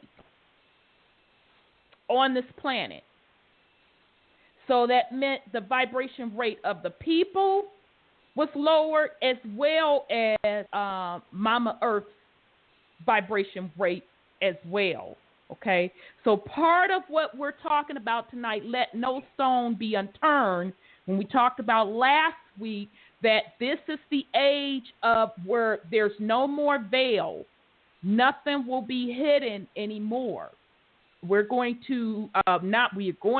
are jumping into some serious energy fields coming into play. And it's going to bring all of these truths forward to those that are on the applicable frequency to get the information. Okay. So with that said, before you all want to put something on, and I see somebody jumped in the queue. It's 111 Anonymous. I'm going to let them in, and then I'll let my co-host put something on it. So here we go. All right, so 111. 111, your line is open. Greetings, my sister. How are you? Greetings. I am well, beloved. How are you? I'm doing just fine. I want you to know I'm so pleased, but moreover, I'm so proud with the narrative and the knowledge that you're dropping. It really puts a smile on my face. I want you to know I'm in total agreement with you. And I just want to make a comment, if I can. Sure thing, sis. Okay, this is Sapphire. Oh, greetings. Remember me? Yeah, Yeah, I Yes. remember you. I'm glad you tuned in tonight. Yes. I firstly want to say that as it relates to the Age of Aquarius, every person of every creed, every culture, and every nationality needs to be mindful of this very important time and density that we are in right now. It's extremely important. As far as I am concerned, my demographic is the black woman, and everybody that knows me knows that. So whenever I speak, I am compelled and bound by the law of the triple black mama to speak to the hearts and minds of her daughters.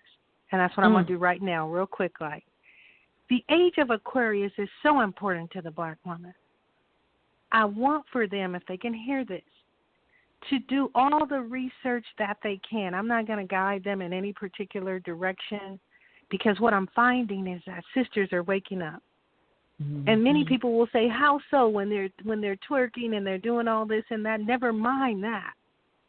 Because we need to understand that there are 7 densities to understanding, to information. You need to be able to if you get some information and you understand it on one level, you do not have the full understanding of that knowledge, okay?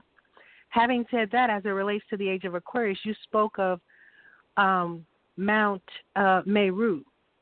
I want to show the sisters how much of the knowledge has been interpreted. Now, Meru is Maru. It's a black mama's female spirit. The same goes for this land that we live on. Amaruka. That's the authentic name. Amaruka. What does that mean? The great spirit of the black mama. That's what it means. Okay? You're going to have to trust me on this, as I've been researching this black woman's history for a very long time. Now, having said that, the Age of Aquarius and the Tree of Life, I'm so pleased that you used the movie that you used. What is the name of this movie here? With the blue beings and the tree, Avatar. I'm so pleased that you used that movie, because I want you sisters to pay close attention to details that are dropped. Not for you, because people don't want to receive the fact that you're waking up, but they drop them for other people. In the movie, if you'll notice, it was a black woman doing the teaching. Right. Am I correct? Right. Yes, ma'am. Am I correct?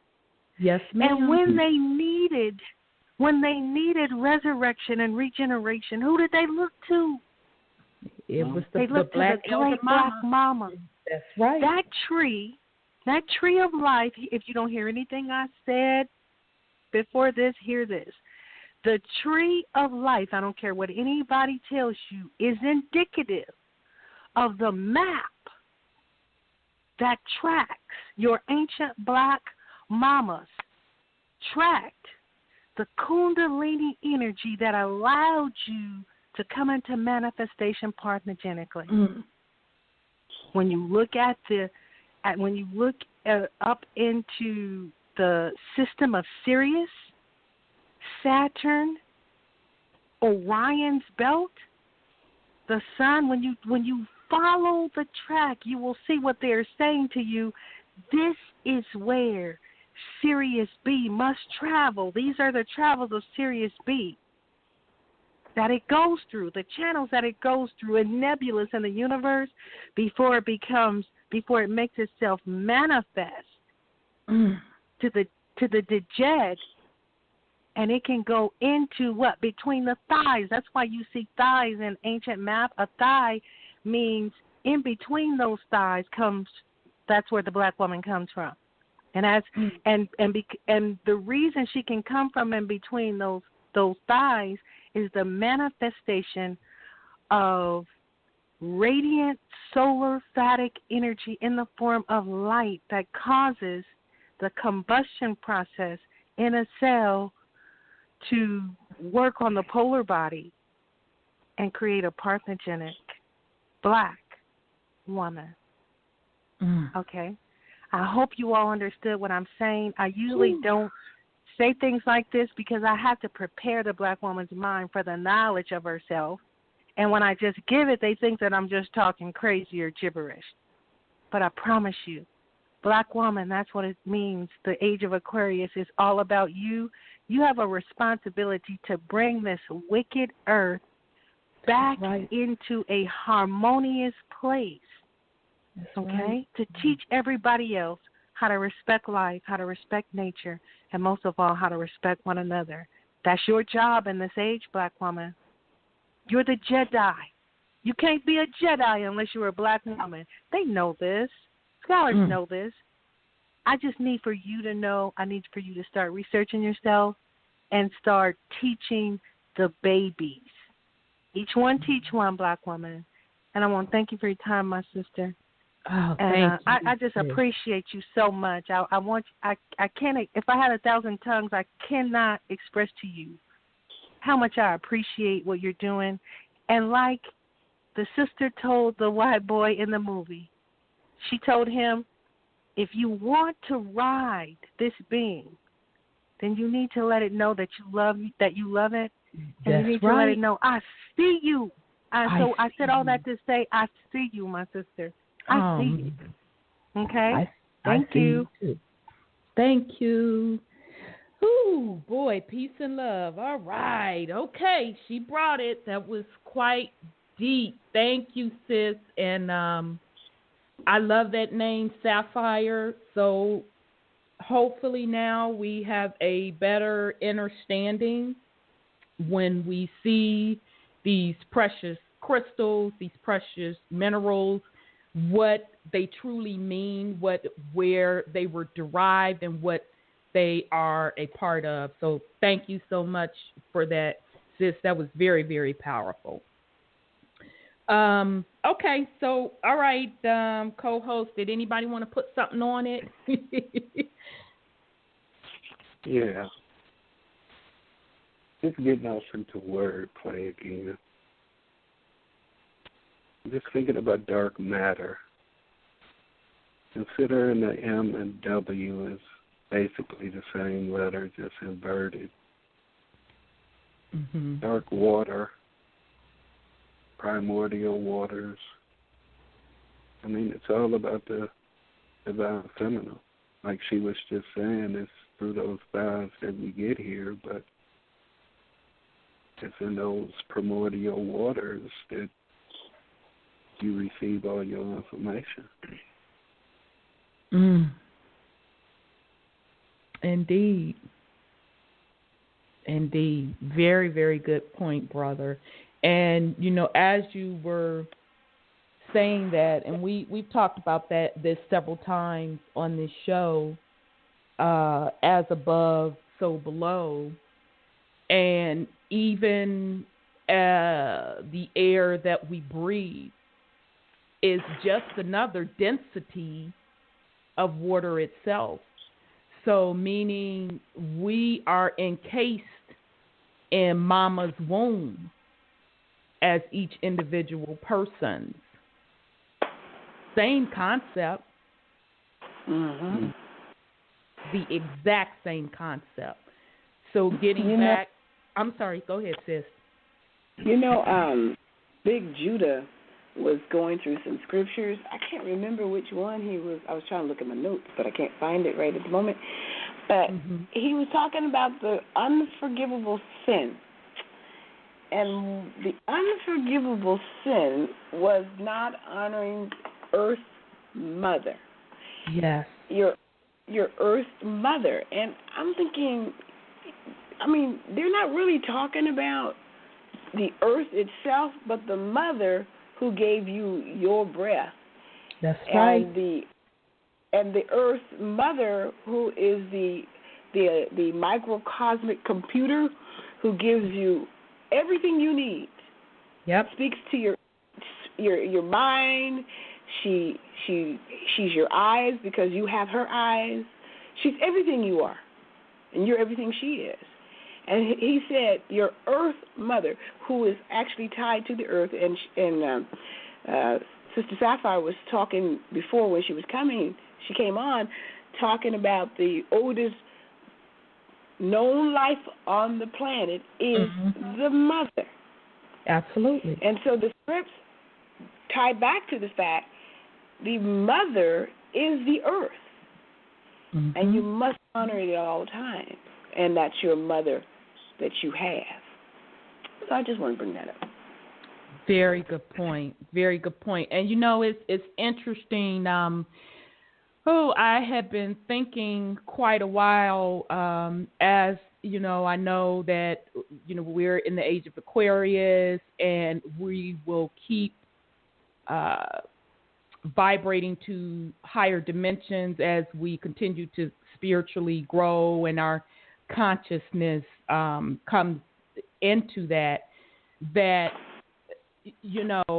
I enter and understand how we came to the point of being in the dark ages and why we fell so low.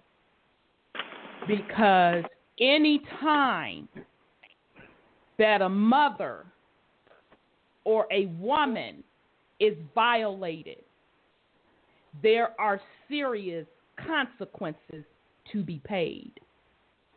So I'm going to say that again. Anytime a woman is violated, there are serious consequences to be paid. We live on and in a woman, a living and breathing being that, as Sis said, gives us everything that we could ever need and want. As a part of that, it is our responsibility to respect our mother, to protect our mother. And we have fallen low when we allowed other beings, whether it's other beings, whether it be the demigods, it really doesn't matter at this point, but it was allowed for our mother to be disrespected with the excavation of her precious resources, the rape of her body, because that's basically what it was, the rape of her body. So she had no point but to fall lower into vibration. And so the other mothers fell lower into vibration, and hence the rest of the people on her or on this plane. And the rape and the degradation of her continued, as well as her daughter. This is why we live in a society of the patriarch. This is why it was allowed for women to feel lesser than, or wanting women to feel lesser than, to serve others. Anytime you disrespect mother, there are serious consequences to be paid. Okay? So those consequences have been paid. The entire plane suffered along with mother. As she was enslaved, so were her people. Now we are coming out of that. And I say we are out of that. And with mother, she has laws that must be governed, and that she even follows herself, called universal laws. And we've talked about that before. Okay, and one of the biggest laws out of the universal laws, and we talked about that before on this show as well, is the law of karma. Okay, so now we are in the age of mama is going to graduate and get back on her rightful throne. Matter of fact, she's going to supersede what that throne was. Okay, because of the violation that happened to her. And along with her people will be ascended on that throne with her to once again protect her and respect her. But the difference this time is she will not allow anyone that is out of balance with her. You will not be making that journey with her. So I'll pause in case somebody want to put something on that. And then go ahead on, brother. That makes me think about, I can't remember who it was that was saying it, but they were saying that Mother Earth was knocked down from her position or whatever. I remember that. That's symbolic to me of the tree of life being cut down, her energy center. Totally agree. Totally, 1,000% agree. Because remember, a lot of those ancient texts say that this particular planet, and sometimes they want to give Mother her credit by calling her what she is, a living, breathing being, mother, being a feminine, and then other times they just want to say planet. But either way, a lot of the ancient texts, they say that this Mama Earth had abundance of sacred, rich resources. And there was always a battle on who was going to control her.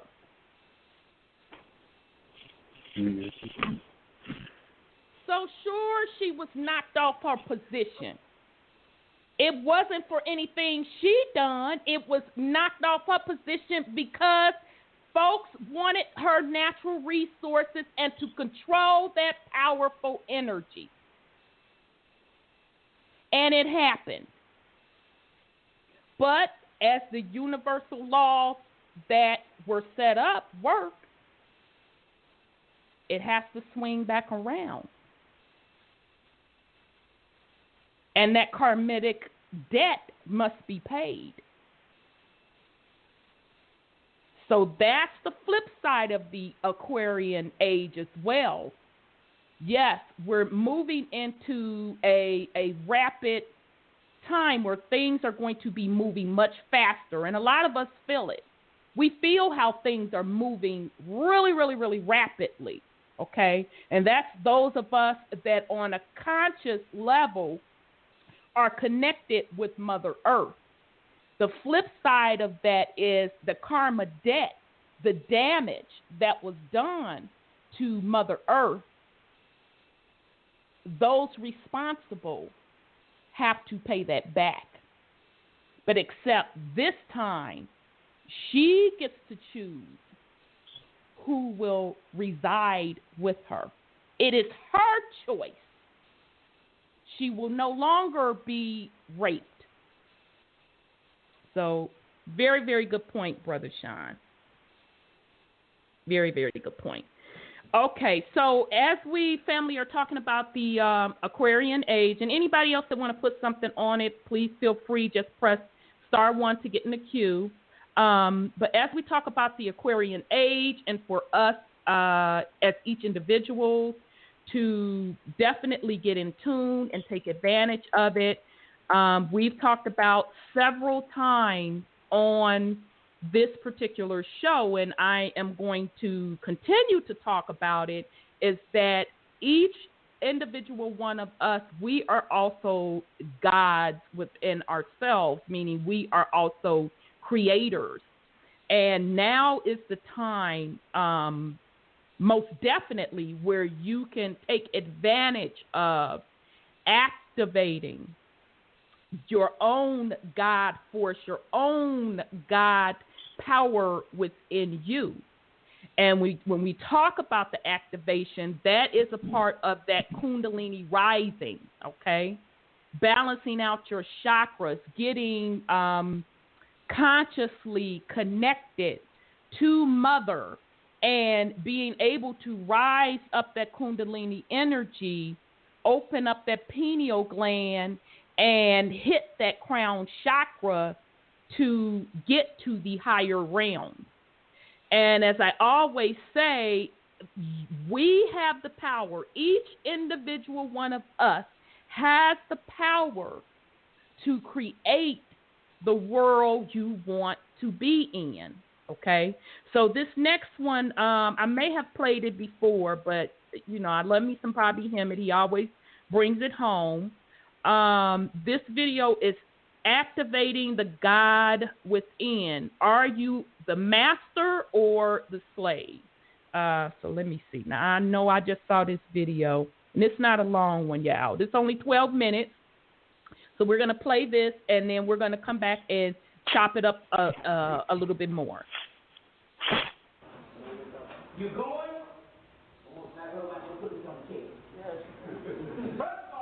You're going to have to stick to your passions. You're going to have to be true to yourself. Number two, you got to stop thinking of yourself as humans.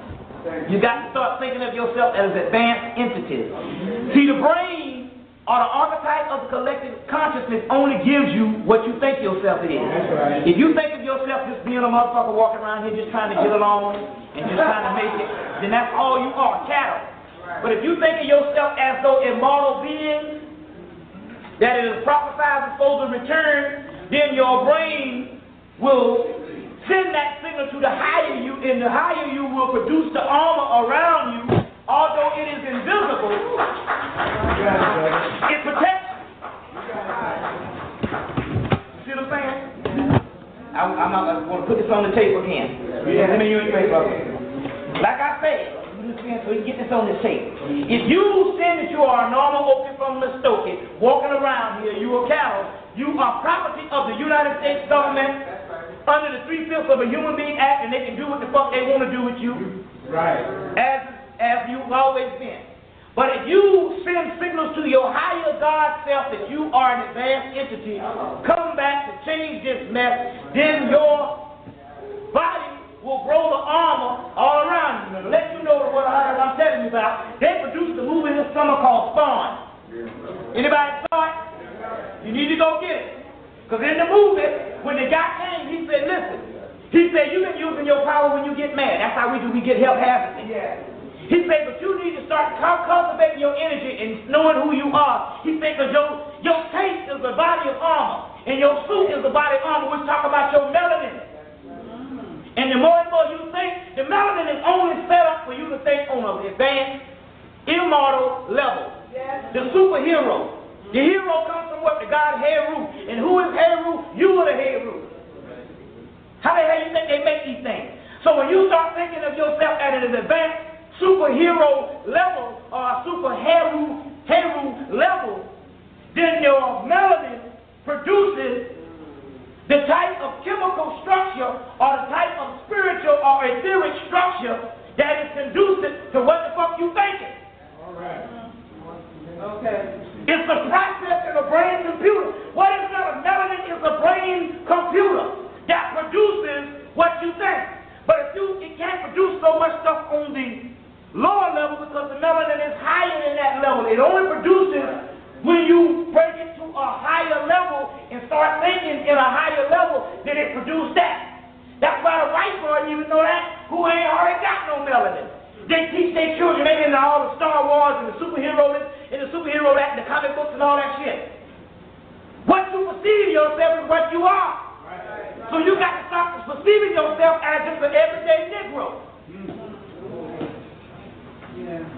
And start perceiving yourself as sons and daughters of God. Now, ain't no way in hell no sons and daughters of God supposed to be walking around this motherfucker talking about voting. You're supposed to be ruling star systems and universes. So therefore, you got to start programming the melanin, which is actually the way you program the actual alchemy process, is thought.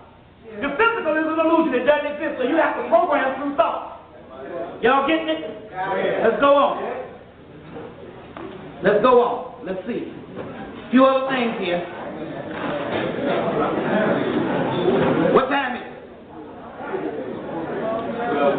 Huh? 20. Okay. Let's deal with this right now. We're gonna come back. We're gonna come back tomorrow, but let's deal with this.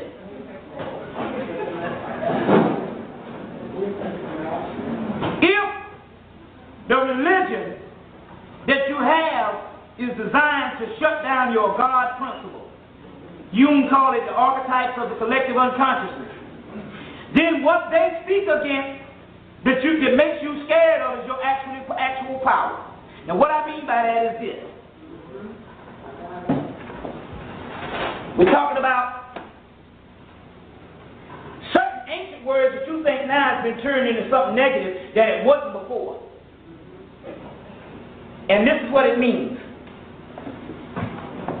The word demon that you think is negative is your higher melanated spirit. Now, give you a case in point on what I'm talking about is this. A brother called me back in 95. He said, I was born with a veil. You know, that's the southern word of I was born psychic. Right. Or I was a seer. Right. So I was born with a veil and I could see. He said, now ever since I was a little boy, these damn evil spirits been following me. He said, it's about 3 of them. He said, all my life, he said, I done gone to all kind of people. And those particular people that I have gone to have told me all kinds of things to get rid of them. And brother, they still bothering me. What do you know that I can do to stop this? And right then the spirit said, motherfuckers, them ain't no demons, them his motherfucking boys. I said, oh, them your boys, man. You supposed to congratulate them and say, hey, man, shit, I understand now. I'm on such a low level to when I look up at what is God now, that scares me because it's remotely different than what I've fallen to. That's heaven coming to get you out of hell and you scared of heaven. I say, greet them. Pour libations to them and tell them to come on in. He greeted them, pour libations, and they came up and said, hey, man, Lord, brother, we've been trying for 37 years to get with you. We used to hang out in a previous life, but you incarnated back into the physical, and we are still on this plane.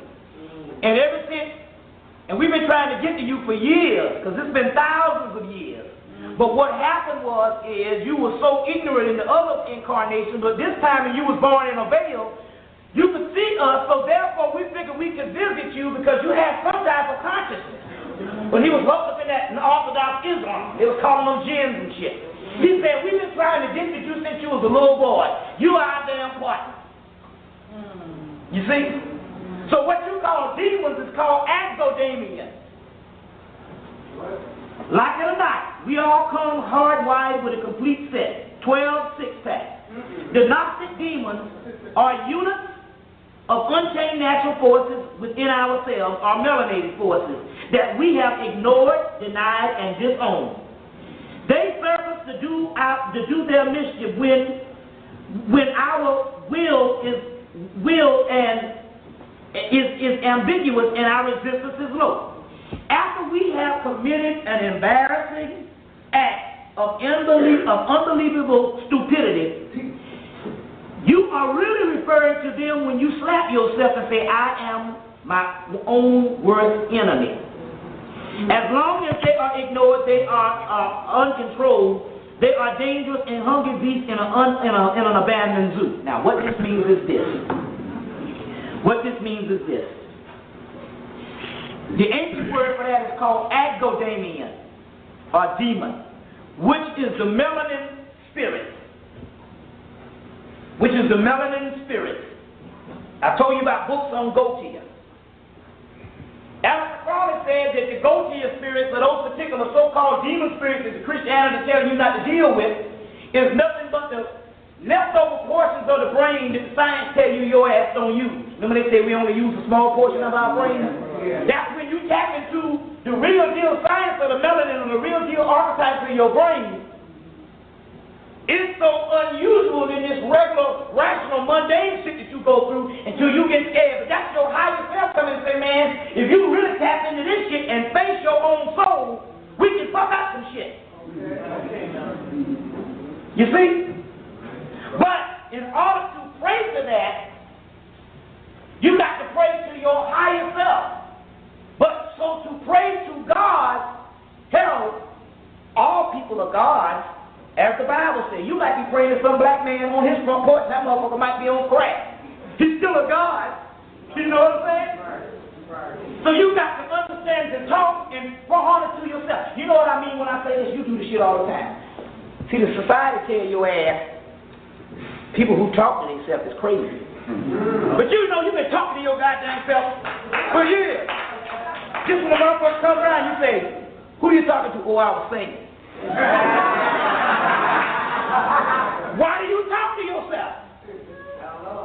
You talk to yourself because that's your higher self you're talking to and ain't nobody around. You do it all the time. What you got to do now is you got to start referring to the energy is all the God that you're looking for.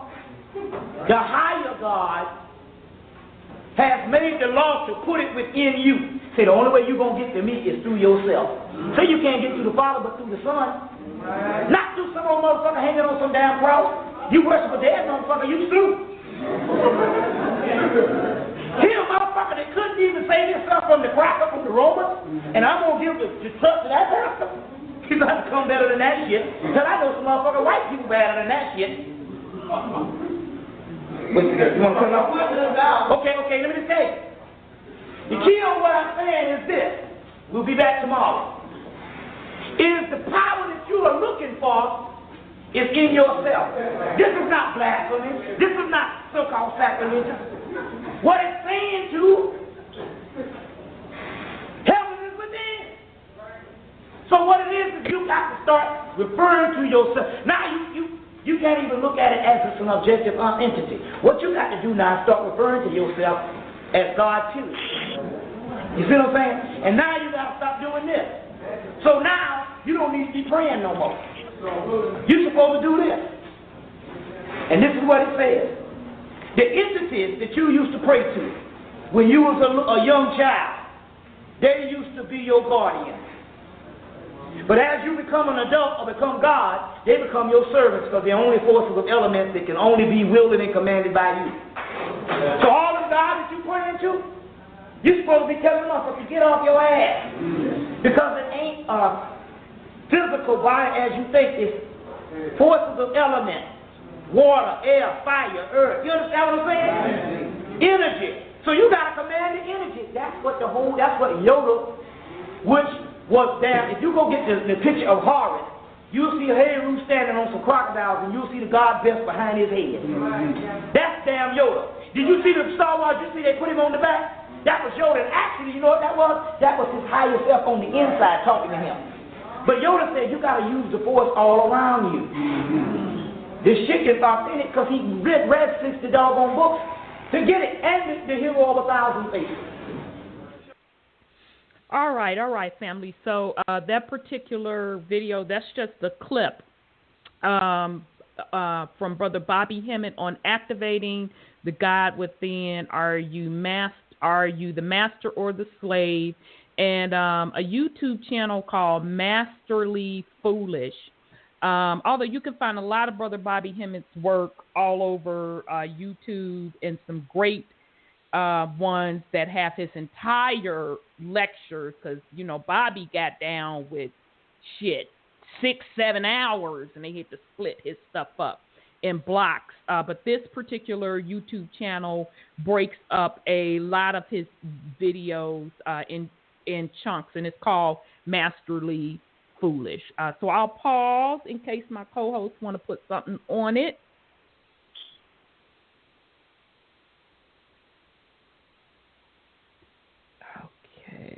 Okay. Sorry, family. I got distracted. Okay.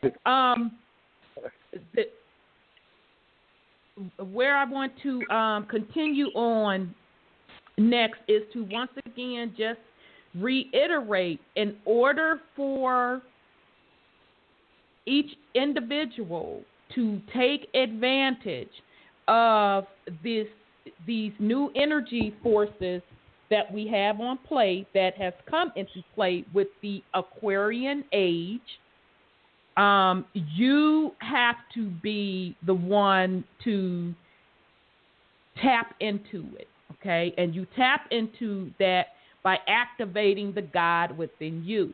How do you activate the God within you? That is balancing out your chakra centers, okay? That's that whole concept of Kundalini rising, okay, from your root chakra all the way up to your crown chakra, okay?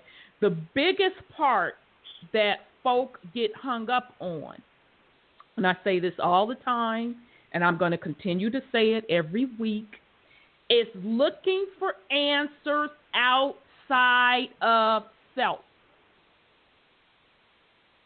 You are the God. No one is coming to save you. No one from the motherfucking sky. No motherfucking galactic beings. None of that. Because you are the God. You have everything equipped within you to get everything that you ever wanted or that you ever needed. Okay? That is what this Aquarian age is about. You even have more powerful energy forces that are into play now. But if you don't believe that you are able to tap into these forces and make things happen for you, then you won't. Okay? That's what the concept of activating the God within you. Those folks, some of these folks in the conscious community, or they calling themselves conscious community, which is on a damn decline, talk about God this, God that, what's up, God, but yet everything out of their mouth is what the fucking white man is doing to them. Wait a minute, player. If you are God, how's somebody suppressing you? If you are the God with the force of the DNA genetic gift of melanin within you, you are the creator. If you are the God beings that are the oldest species on this planet, or oldest being on this plane, then how is someone else dominating you? Because what that whole movement was missing, two key elements. First of all, they didn't enter and understand the concept of what being a God is. A God is not a complainer.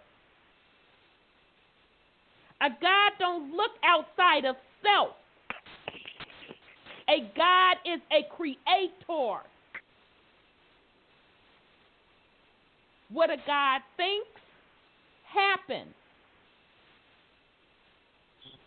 Okay? The second part that they did not get right is still the suppression of the women. That the women are supposed to serve them. That they are going to be the leaders. Okay? That's why that conscious community movement did not work. They did not get the concept of, if you are a God, you are the creator.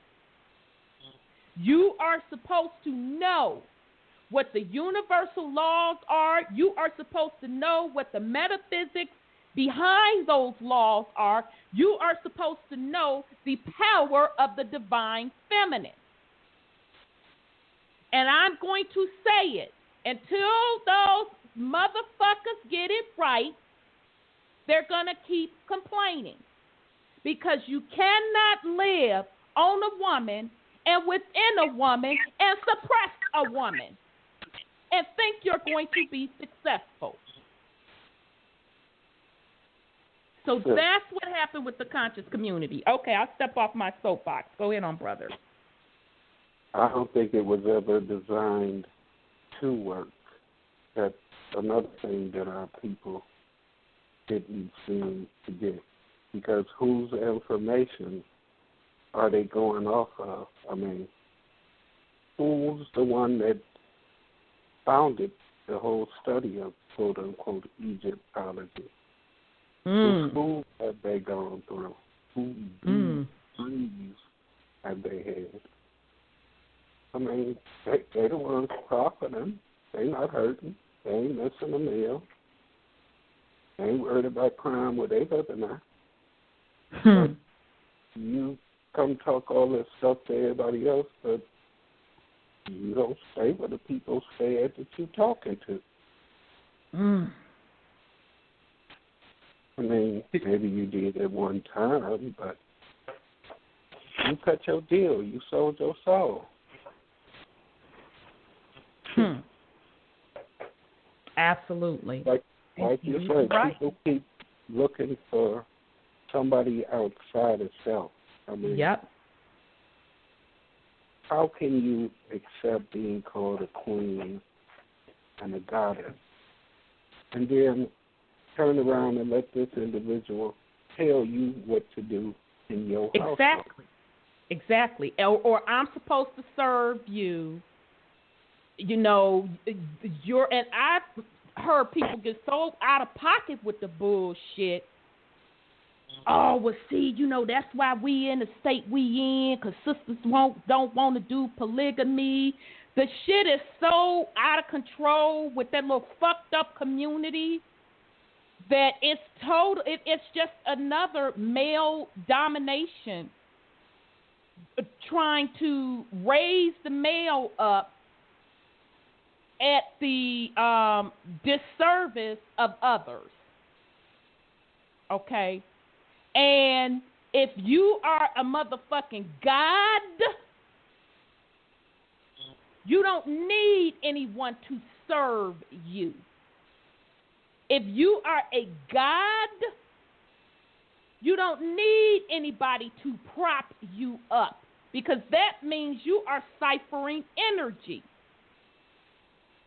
Gods create.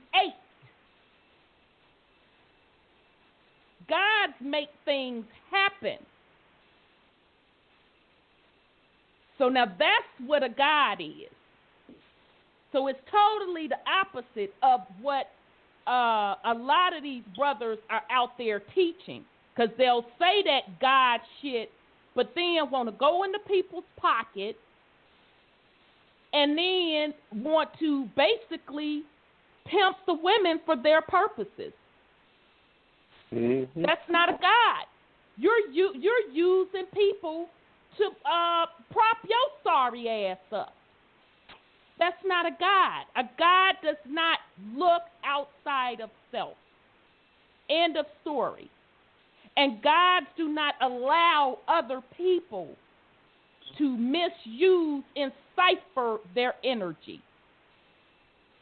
Exactly. You are creators. If you want a better world, create it. Mm-hmm. But you know the thing that gets me though, sis? Mm-hmm.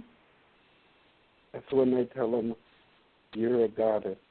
The body isn't real, even though that's true. It's not your soul they have it. You have the right to share it with whoever you want to. And it's a pimp game. It's a pimp game at that point, and I be looking at them like, excuse my language, y'all, but I got to get MF and raw with it tonight, because I have had it with these conscious pimps. Nigga, I know a pimp when I see one and when I hear one.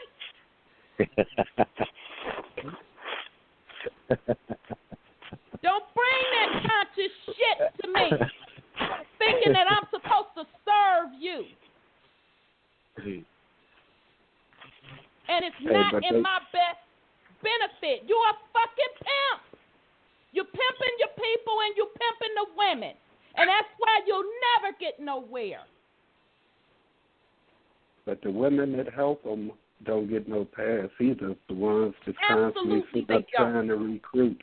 Yeah, you could be one of his wives. You could be his stepwife. You could get in on it the 13th Friday after me. Yeah, this is what kills me. They got the game so messed up. You're out here with all of these women calling yourself pimping, and you got bitches on food stamps. Yeah, I'm calling you out. You niggas know who you are, who doing it. Oh my goodness. Come on now, people. anything outside of yourself is not doing you any service, because you have to serve in some type of way that same entity, that same energy, that same being that you are seeking for something outside of self. I don't give a damn if it's the nigga with the paperwork. I don't give a damn. You have everything within you to make it happen. So let me go to Sis Lioness. She is in the queue. Let me open it up. Peace and love, sis. Girl. I had to go there tonight, girl. I had to get my little pressure up and go there. MF, Best, SBN, this, because I have had it. ABC. That's exactly where we are. Get up on the ladder. You off the box, girl. Get up on the ladder. Oh. Look, I thank you so much. I am grateful for the beginning words that you put out there for me, and for me is I'm for everyone. So it's all good, and it's all for us, and it's individual and collective thing. Just two little things. The Heru, and you know my boy, I'm gonna call him. I hope he'll come on Saturday. I don't know. Okay. And, okay. But Heru is the H can go up or down. You can be good or bad or whatever you want to call it, right? Eru, yes. ERU, equals the supreme deity. So you are that. And get up on the ladder. We going on the ladder to the roof because people are going to find out. And I do thank you for saying, to listen to the prior one. Listen to the 1 and the 2, because then you will get the immediacy and the depth and the energy of the 3, because it's going to be about almost everybody that you think was a masculine being was a woman, okay? Yep. That you cherish the masculinity in it, but it is of the feminine, and that's what Yeru, Y-E-R-U, means, because the H, the J is the Y. Jeru, and this goes for Sandra for the Ophiuchus, and for the 21st, the 22nd, and the 23rd of this month. It will usher in the New Jerusalem, Jerusalem. Choose, C-H-U-S, of Ophiuchus, or Ophi, you choose, equals Jesus, y'all. It was a woman. The real one was a woman. Was Mary, equals Maru. We just have to temper ourselves. When you and I and some others raise our voices, it's for love. There's something else I'm going to say, but I'm not going to say it on your thing because I don't want to denigrate your people, okay? I love them all. But anyway, you are the sun, the S-U-N and the S-O-N. It's just that it's feminine energy being ushered in, and that's what's happened. And all will rise up, whether they want to or not, and whether it's going to be right now or not. And we are just lucky and happy because there is something called luck. That's why that 7-11 and the 9-11. That's why we're coming together. And Wendell has presented many things.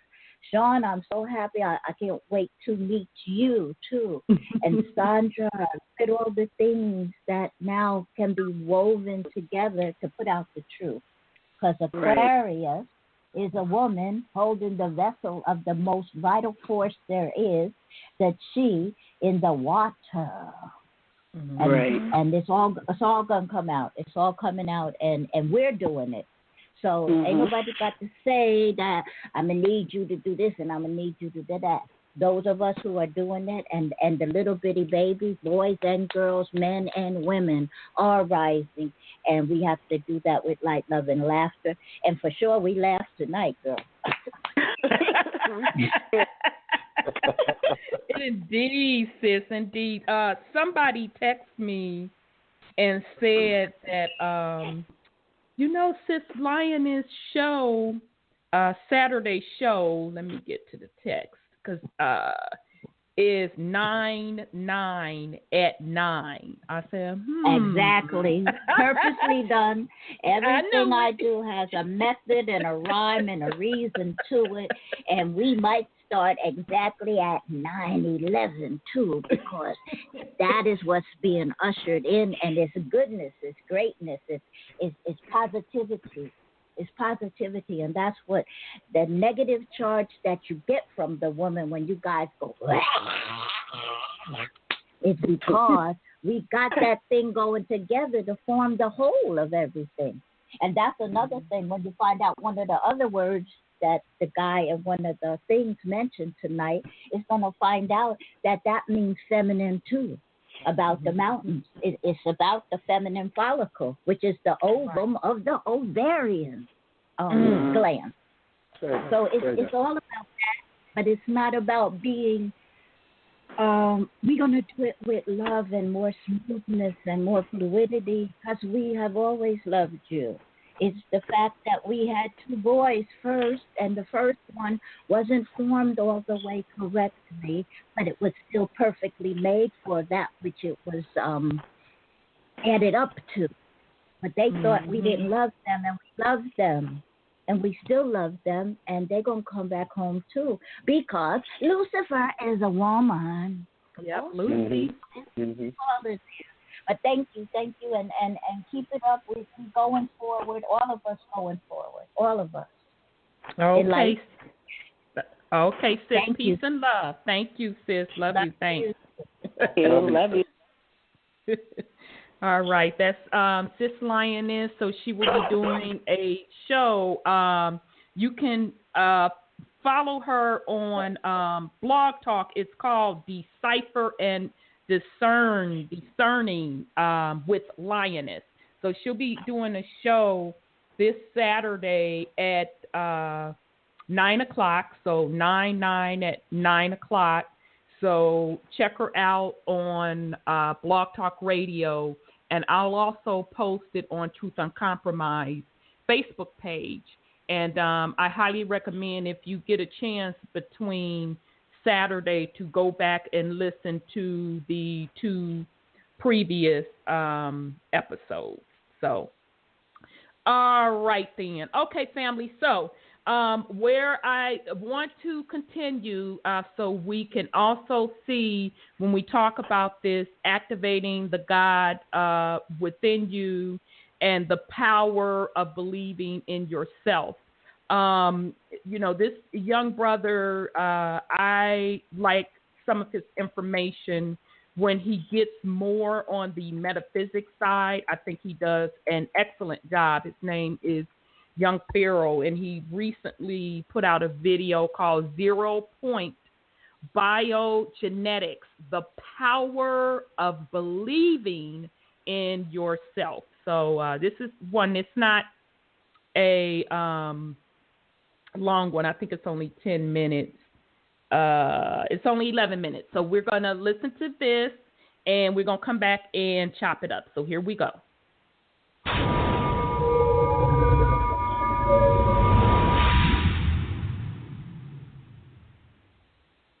Peace, family. This video right here is about 0 Point Bioenergetics and the power of believing in yourself. Now, first and foremost, before we go to the body, we're going to start with the thought patterns and processes which dictate the body.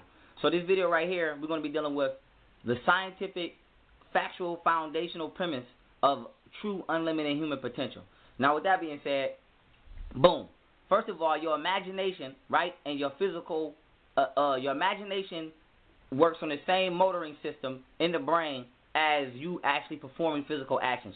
So with that being said, the same neurological pathways that thoughts interface on throughout your neurological and your nervous system is interfaced and intertwined with the same neurological pathways that your muscular system and that your body actually uses throughout your neurological system to express what it is you think. So with that being said, even if you don't physically act on your thought, your muscles and tissues and other cellular parts of your body still, let's say, feel the effects of the thought. So if you think about doing 10 push-ups, even if you never do 10 push-ups, on a certain percentage level, your body still develops the effects and goes through the processes of actually doing the push-ups. So with that being said, what you have to understand is this is why the power of believing in yourself is so important. And we're going to be going into the science of internal thought processes.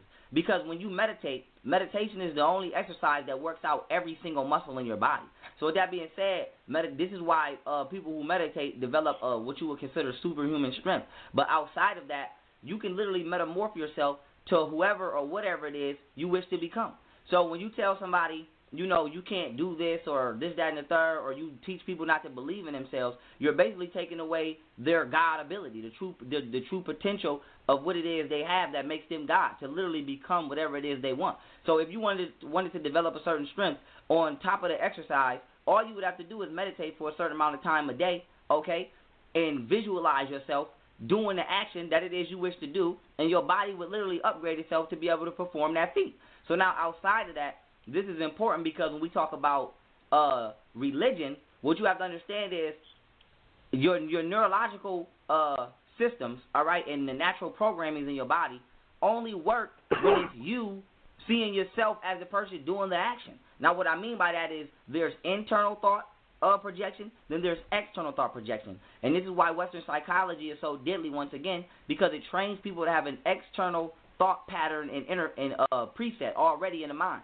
So what I mean by that is, instead of saying I can do, we believe that Jesus or a mystery God or somebody else outside of us can do. So now let me give you an example of why people are not reaching their true human potential. If I said I wanted to become strong, right, and let's say I thought about doing a workout, my body would literally upgrade from the thought pattern because my body would still be interfacing and benefiting from the effect of me doing the action because the physical wiring in the body is interconnected to the same neurological interface that your thought patterns are connected to. So when you think about something, your body is still physically expressing the action on the inside, even though you're not physically making the body do it externally. So now why is this important? Once again, if I was to think about doing a physical exercise, I would benefit from the effects. But if I thought about Jesus Christ doing the exercises for me, I would never benefit from the effects. So with that being said, your thought pattern is important because it literally metamorphs you and determines your ability to advance. So with that being said, the fact that you believe in somebody outside yourself is exactly what is stunning your growth bioenergetically. Now on top of that, you have what is known as the unified field, which is basically the blueprintative field for everything that vibrates into physical existence, including this level of reality. And within this field, you have what is called zero-point energy. Now, zero-point energy, which I showed in my sacred geometry lecture, which is on my website, which the link is in the description, zero-point energy is the center point in which energy began to expand out, or consciousness began to expand out of the void and create what is known as dimensions, aka physical reality. So zero-point energy is energy at literally 0 degrees. Now, even when we're dealing with molecules, we know that the temperature of the day is determined by the degree of the sun or the angle of the sun. When you put something at 0 degrees, we know that molecules literally stop motion at that degree. So at 0 degrees is where you can access energy in its purest form. This is why it's called zero-point energy. Now, zero-point energy is unlimited. In every 1 cubic meter of space, there's more energy inside of that cubic meter than there is in the totality of all space put together. So if you know how small a goddamn cubic meter is, then you know how much energy there is in just that much space. Now why is that? Now why is this important? This energy is commuting and being channeled throughout the body every day, and your breath is what helps determine how much of this energy you're channeling in and out of you. Now on top of this, when we're talking about zero-point bioenergetics is how you biologically digest energy. What you have to understand is even when we see Chinese people or people that do Tai Chi or people like that exist today or do yoga or meditations, these people always possess an excessive amount of strength or an excessive amount of energy. You see somebody like Bruce Lee, who's stronger than the average person because he did Tai Chi and he did different meditations. But what these actions are doing is they're actually developing the body to be able to channel more zero-point energy than it normally would. And this is what any physical exercise does. So the point of exercising, okay, the physical body, is to develop it to a capacity where you can channel more of an unlimited energy source than you already do. So you work out because today you lift 100 pounds, tomorrow you want to be able to lift 150. So when we're talking about certain physical exercises, whether you do Tai Chi, whether you jog, whatever you do, you have to understand that you're doing nothing but biologically upgrading yourself to be able to channel and express more of the 0-point energy. And then on top of that, your philosophy or your ideology should be internal so that you can be generating the neurological responses in the body for your body to be able to upgrade itself and aid in what it is you're already doing, which is reaching an even more advanced state for you to be able to channel this, once again, 0-point energy, which is unlimited. So now, once again, we're bringing this back to the point. People are not reaching their full human potential because everything that we're being taught to do is reverse engineering everything that I just named. So instead of thinking it internally within ourselves and believing within ourselves and allowing the neurological aspects of our body to metamorphose into how we see ourselves, we believe in everything outside of ourselves. We don't believe that we can, we don't believe that we will, and we don't believe that we could. So with that being said, instead of you becoming the person that you need to be, you believe that Jesus is going to do it. So you're deleting the natural system already composed within you from the cosmos that gives you the permission to become what it is you need to be. So nobody's developing themselves into an advanced state because we're waiting for an imaginary figure that doesn't exist to do it for us. So with that being said, you have all of this unlimited potential in the universe to become as strong as you want, to become as smart as you want, to become as fast as you want, to literally look how you want. You got women right now who, and some women can confirm during their periods, they know how to, shape their bodies the way that they want to look. So all of this shit is actual scientific standards that are not being practiced in the Western Hemisphere because the information is not being introduced to the public. And then when it is leaked out or somebody comes across it, we look at it like it's a joke, or we don't take it seriously because we don't understand the ability that we have to literally manifest our own realities as well as our own physical vessels. So with that being said, 0-point bioenergetics is important to everybody on the planet because you can literally become anything that you can imagine yourself becoming. There is no limit on strength. There is no limit on speed. There is no limit on intelligence. The only limit is a label that you place on your own self, and I'm going to do a video next called Freeing the Mind, and I'm going to break that down. But the only limit that exists is the limitations you place on you. So with that being said, we don't know how deep the ocean is, but if somebody told you the ocean was only 500 feet, then you would believe that it was only 500 feet, and you'd only study life in the ocean up to 500 feet. So with that being said, since we don't know how deep it is, we keep our minds open to the potential of what could be down there. This is the same analogy and ideology that needs to be placed upon you as a human within this temporary module of existence. You don't know what you can become. Even with DNA, we have 64 amino acids total, but we only access 20. And I also broke down in my Sacred Geometry and Alchemy lecture how to actually unlock the other modules of DNA. So with that being said, according to science, 98% of the DNA is locked, and it's called junk DNA. So if we're only functioning on 2% of our DNA, and we're not being taught to have internal thought patterns, and we're not being taught to tap into 0-point energy bioenergetically, nobody has reached their full human potential. So we think that we become an advanced society of organisms when actually we become de-advanced. So with that being said, family, understand your true ability and your natural innate power of being God and start tapping into it. God is the highest ascent of the mind, which uses elements and matter to express itself. Your body has already patented or created systems within what you call this human vessel, and one of them is the neurological system. Study neuroscience, and through the neurological system, your mind uses chemicals and elements to become whatever it is it wishes to express itself as in that current state of existence. And with that being said, family, reach your true human potential, because the only limitations that are placed on you are by what you choose to believe your limitations are. And with that being said, love y'all. Peace.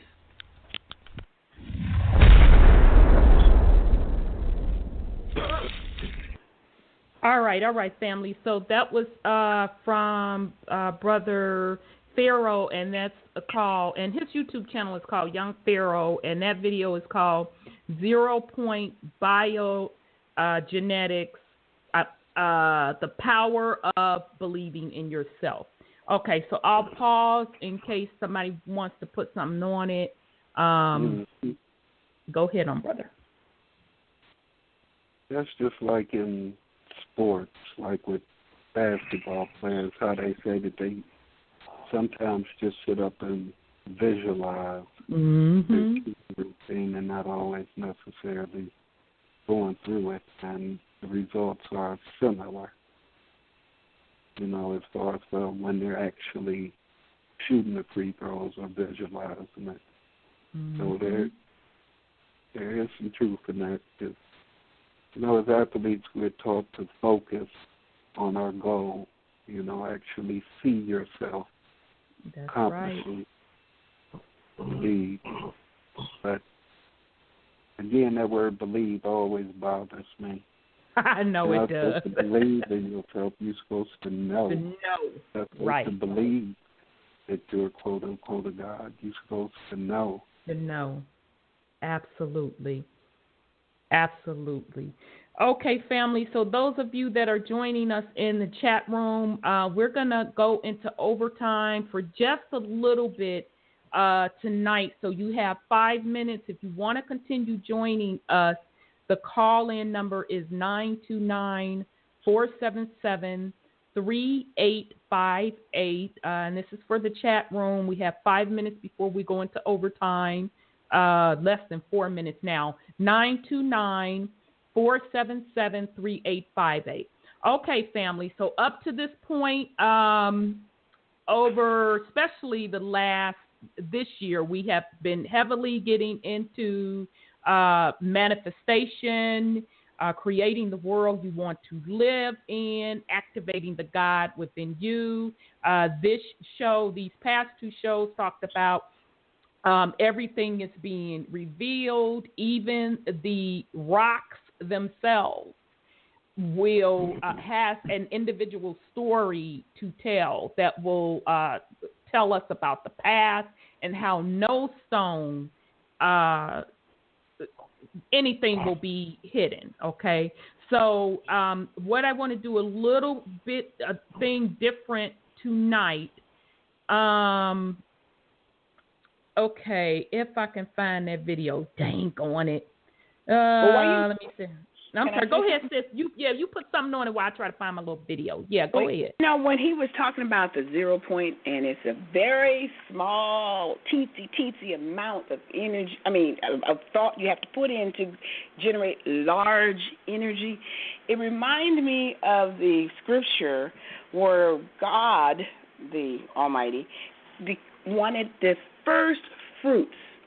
The first fruits are the smallest products of the harvest. And he asked for the little bit. So if he can create a massive amount of blessings, we can get our God particles together and with our just a teensy fraction of our own will and our own thoughts, we can create a lot of cosmic energy to change what we don't like and make it what we want to. And people may think they have to sit there and just meditate. But like little Pharaoh says, young Pharaoh, you just have to visualize what you want. Mm-hmm. And that little thought, just that little teensy thought, can change your whole environment. And we have to start learning that. People have to start understanding they have the first fruits ability, just like the Creator, Creator of all has, to make the little bang and make huge changes. And I rest. Very, very, very, very well said, sis. So, I wanted to do an exercise. I'm trying to find the video, and it's very interesting that I cannot find the video. I think I have the video. So this particular exercise, what I want to do is I want each and every one of us to think about a goal that you are trying to accomplish. Okay, so that's whether it be big or small, it does not matter. It is totally up to you. And I wanted us to take about 5 minutes to just do a quick exercise. And this exercise, he's going to talk you through focusing on that particular goal that you are manifesting or you want to bring into the physical realm. So I think I had a video, family. So let me go up here. It just really pisses me off when my stuff doesn't line up. So I think I had it. Bear with me here. I just had it and lost it. Okay, let me go back. Okay,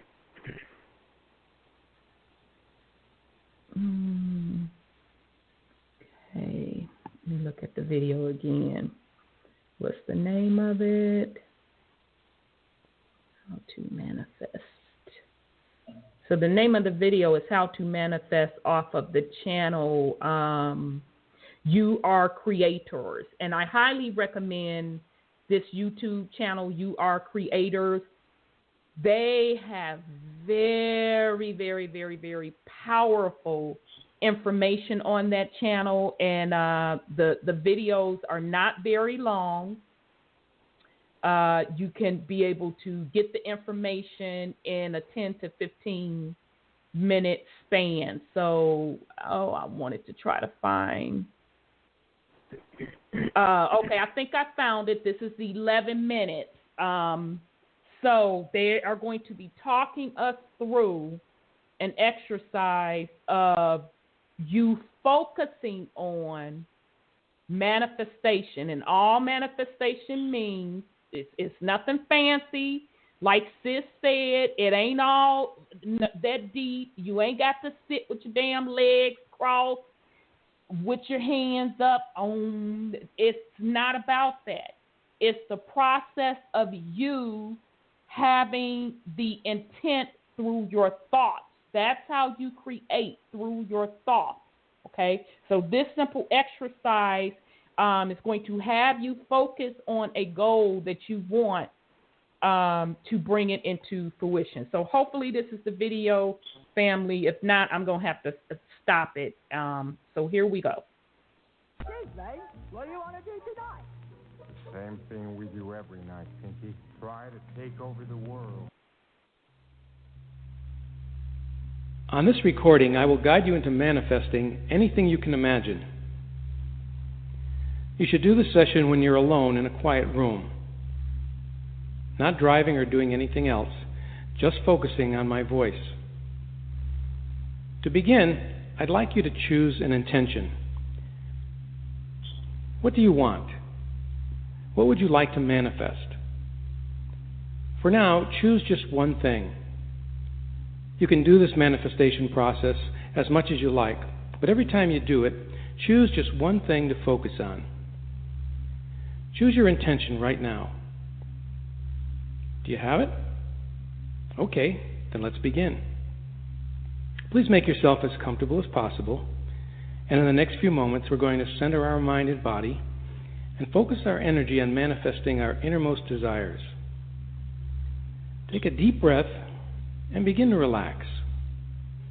Just allow your body to relax. Your mind and body are letting go.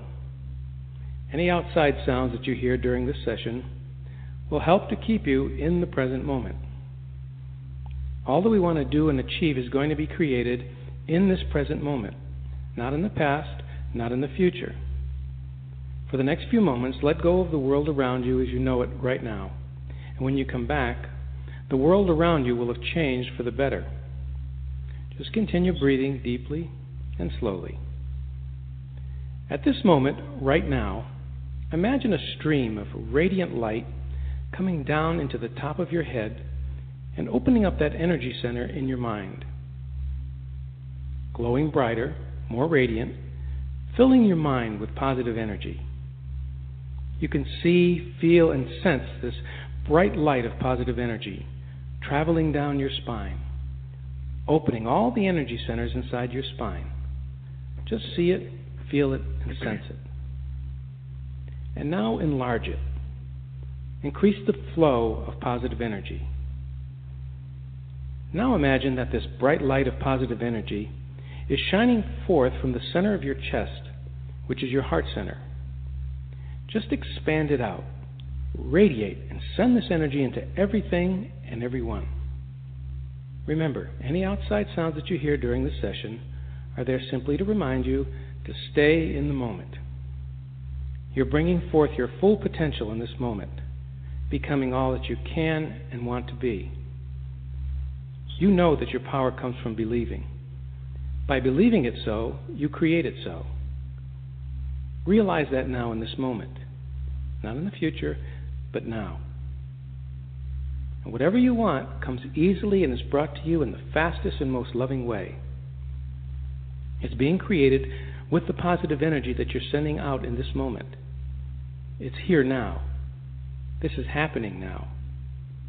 The positive energy that you send out will come back to you in the best and most loving ways. For whatever we send out, we create in our experience.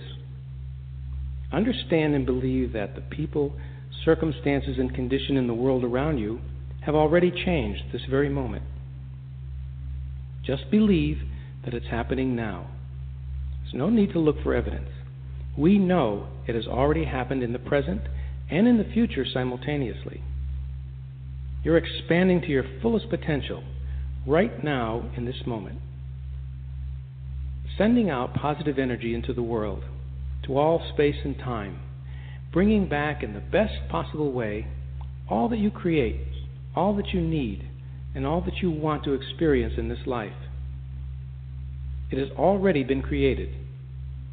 Just let it go and let it be. Breathe deeply and continue to relax, realizing that every thought that you think has its own energetic vibrational frequency. Everything is created through energetic vibration. You're now sending out the energetic vibration of your intention because you're clear on what you want. Nothing is more important than focusing on what you want. When you focus on what you want, you're taking the path of least resistance. You must know, believe, and understand that you're creating what you call your future in this moment. See it as already here. It's already formed around you. See it in this moment. Feel it. Sense it. Visualize it in this moment. Not in the past, not in the future. In this moment, right now. You realize that the law of attraction has been activated. At this moment, it's magnetizing your desire and bringing it forth to you. Just trust it. The law of attraction operates with mathematical exactitude. There's no variation. The law works perfectly every time. Whatever you're sending out will find its vibrational match and will be attracted to you right now. You do not need to wait for it. It's already here. Have it happening right now. I cannot stress enough how important this is. Right at this moment, it is already so. You don't need to look for it. You don't have to hope or wish that something is going to happen. It's already here. You just have to feel it, sense it, and know it. Once again, any outside sounds that you hear help you to stay in this very moment. For the next few moments, just enjoy the absolute realization of your intention. Yes, go ahead. Enjoy that right now. That feels wonderful, doesn't it? Isn't it great to know that you can have what you want? Now what I'd like you to do is to release your intention. Let it go right from your mind. Just release it. That's right. Perfect. Now allow yourself some freedom and open your mind to the possibility of receiving some message from your higher self. Just allow an open space for your higher self to bring you a message right now. And whatever it is, accept it.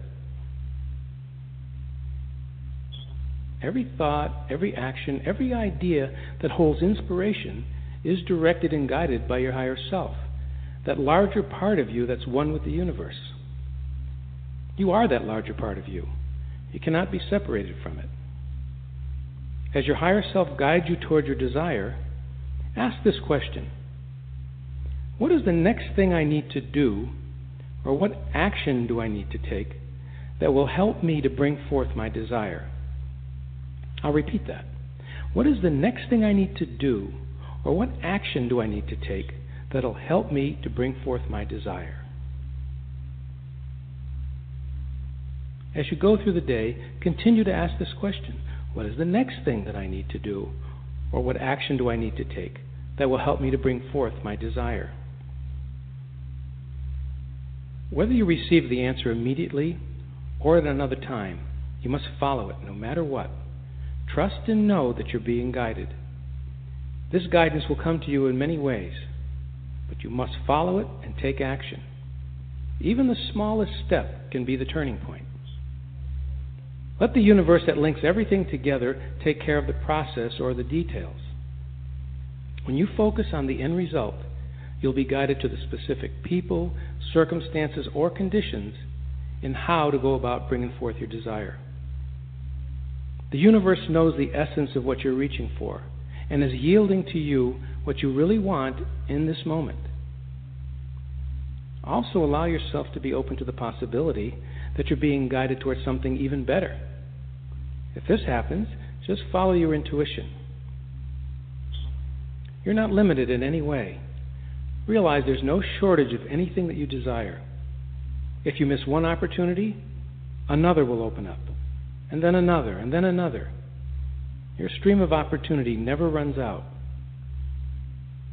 You must know that the universe, operating through the law of attraction, brings forth everything that you desire, and that nothing is being withheld from you. All things are given in the moment that you ask and accept. Your desire is already created because you are now in a clear, unrestrained, non-resistant state of mind, allowing what you desire to be attracted into your life. This means no more struggle and strain, no more discouragement, doubt, and worry and defeat, but a sure and happy process of creating the life that you desire. Now take a moment and imagine that you already have your intention or your desire. It's not in the future, it's here now. Imagine how you would feel if you absolutely knew that you already have what you want. Create that feeling right now. The positive vibrational energy that you sent out has already created it. So get excited about it. Be excited about it. And now open your eyes and look around. Look around your room. Hear the sounds. Feel the temperature.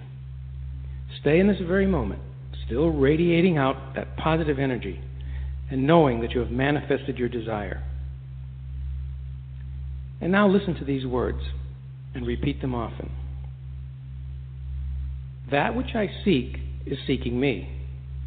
I let go of how it will come to me, and I focus on my heart's desire.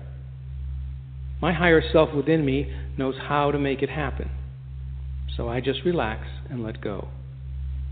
Everything that's necessary for the fulfillment of my desires is lovingly and harmoniously drawn to me. I accept this or something better. I am ready, receptive, and grateful, and so it is.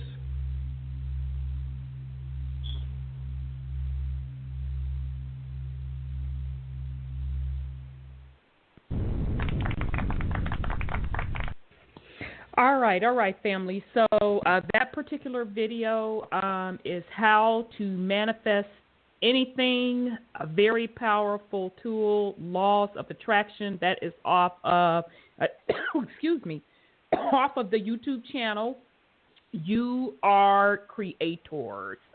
So I wanted to play that particular quick video to just give an example to the family of how you can start to program your mind to manifest or create the reality that you want. Okay, so of course, that's not by any means mean saying you need to follow that as an exact. That was just one example of how you can create things in that creation/manifestation process. Okay. All righty. So did anybody want to put anything on it before we move on to the very last thing that I want to rock out with? Yeah, just one thing. What I didn't get was he said to let it go and know that it's coming. But then he said the second thing to ask yourself is, what do I do next to bring about my desire? I thought you just said, let it go. Know that it's already there. Yeah, that's the point. That's the point. He started off saying believe, then he say no, then he say believe, then he say no, then believe. Right. So, again, replace the word believe with no. Everybody's not at that point, unfortunately, of the difference between believing and knowing. Okay? Knowing is just what it is. You know that what you are doing is true. You know that you are a creator.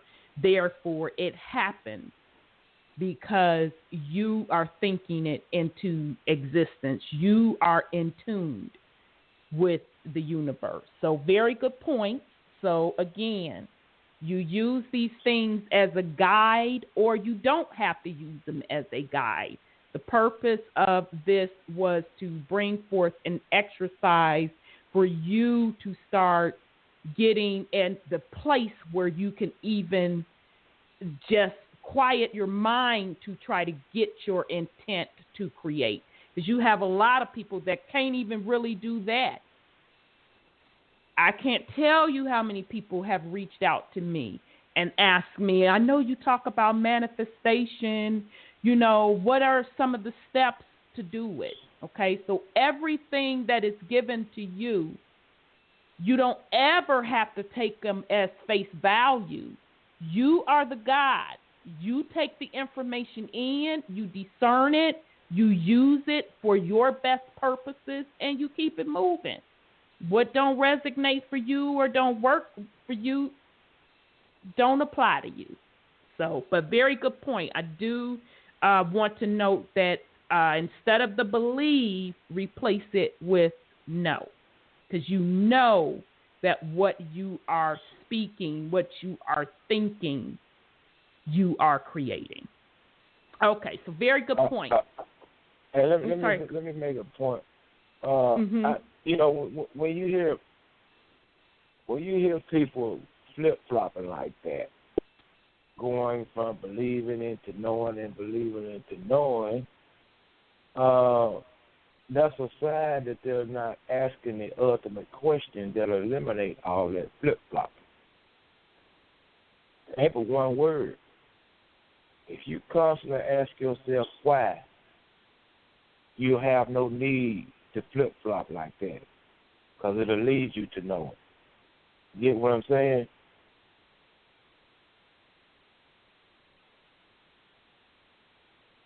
Not really, because if I know, then there isn't a why. Now that's just me personally. You're gonna have to ask yourself why at some point. I don't think so. I don't think so, because if I say I know something and I am creating it, this ain't nobody creating nothing for me. I'm creating it, and I know that what I am creating is happening. I don't need a why. Now that's just me. So what you're saying is you gonna create something, but you have no purpose for creating it. That's your why. No, when I am creating, I know what my purpose of creating is. Well, that's because your why. otherwise, that's your why. But I'm already going into it with. So if I say I know something, the why question has already been answered, right? You know why you're doing it. Right. So I don't have to ask myself why. That was already answered. The why always applies. Why are you gonna create something and you don't know why you creating it? But if I'm creating it, I already know why. Well, that's why I'm telling you. The why question is always there, whether you believe it or not. Yeah, but that's after the fact. Because if I am bringing forth, if I say I want a new home. And you know why you want the new home. Absolutely. I know why I need the new home because, damn it, either I want it or I need it. I need to move out of it. But when I go into creating it, I already know why. So I don't have to get there and manifest and stop and say, now why do I want that home? No, I already know why I want the home. That question is always there, no matter what. To you, it may be there. What I'm telling you, that is for what you feel. I am telling you, for me, I have already answered the why. But why is there? That's what I'm saying. That's the point I'm making. Why is always there? That's your point. That's your point. For me, no. But that's just me. The way you discern something and the way I discern it is two different things. So for me, when I am going to create, I already know why I am creating it. So that's just me. So I respect your point, but for me, that doesn't necessarily apply. So, I'm sorry. Go ahead, Sam. I think the way the guy did it, the why came up because he used that if something else comes along better. So didn't that begs the question, why didn't you get what you asked for, or why did it change? So he did that at the end. I think that's what made the why pop up. Well, the why is gonna be there regardless, whether you get that or not. It's gonna be there regardless. That's a PhD question, huh? It's gonna be there regardless. I guess. I look at it like, why is taking you out the present moment? And it's always present, whether it's present, past, or future. It's always present. You can't get away from that. It's always present. What's present is what? What are you going to do as of now? But why exist in the present, future, and in the past? Okay.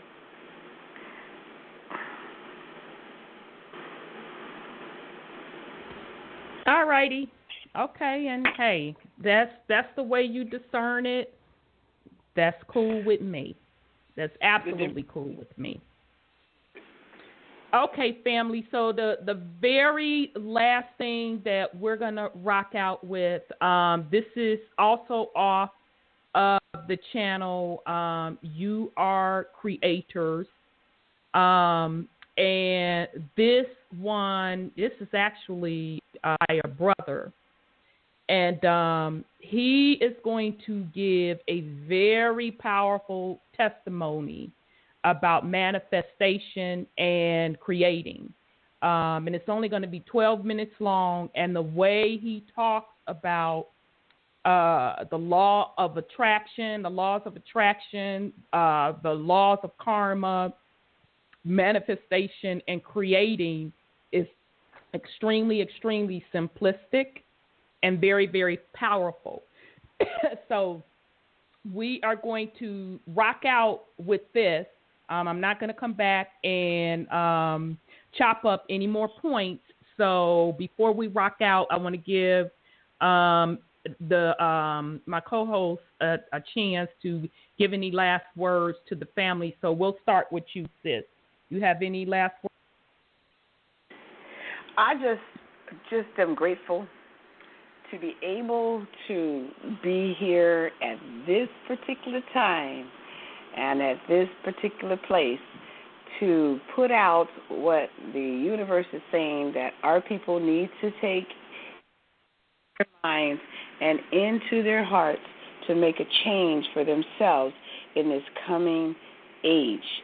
We need to increase our frequency, look forward to becoming better, and thank yourselves because you were able to live to see it happen. And that's all I have to say. All right. Indeed, sis. Thanks so much. Brother Sean, you have any last words for the family? Yeah. Hit us up on the Truth Uncompromised Facebook page. We can keep the conversation going on any of these topics. Don't be shy. Drop in. We there. Very, very good. Thank you, brother. Brother Wendell, you have any last words for the family? Learn. You never get too old, and hopefully it will never be too late. Yep, indeed, family. So I do want to thank you all for joining us as well. Sis Jones should be back Wednesday with Talk with Mama Ya, and she is doing a series on the book Initiation. She's starting that at 7 o'clock p.m. Eastern Time on Wednesday. So check Truth Uncompromised Facebook page for the details, or you can just follow Blog Talk Truth Uncompromised. And every time we put the show together, you'll get the notification as well with all of the information. So we will be back next Thursday. We are going to talk about your inheritance as a divine being. Okay. So the video that we are going to rock out with, this is called Learn This and You'll Never Be the Same. And this is off that same YouTube channel, You Are Creators. This is what we will rock out with. Love you very much, family. Peace and love. So if you can, listen to this. It's very powerful. It's about 12 minutes. I promise you, it's well worth it. Excuse me, what do you want to do tonight? Same thing we do every night, Pinky. Try to take over the world.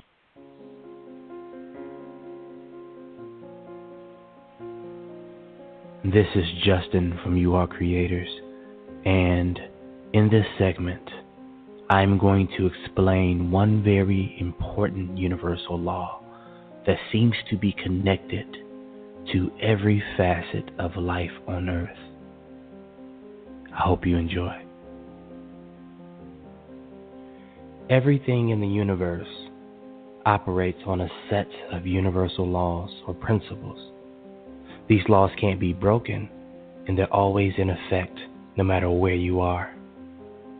Some of these laws are physical, while others are quantum or spiritual laws that involve intangible properties. The more scientists study the world on a quantum level, the more they are convinced of intelligent design.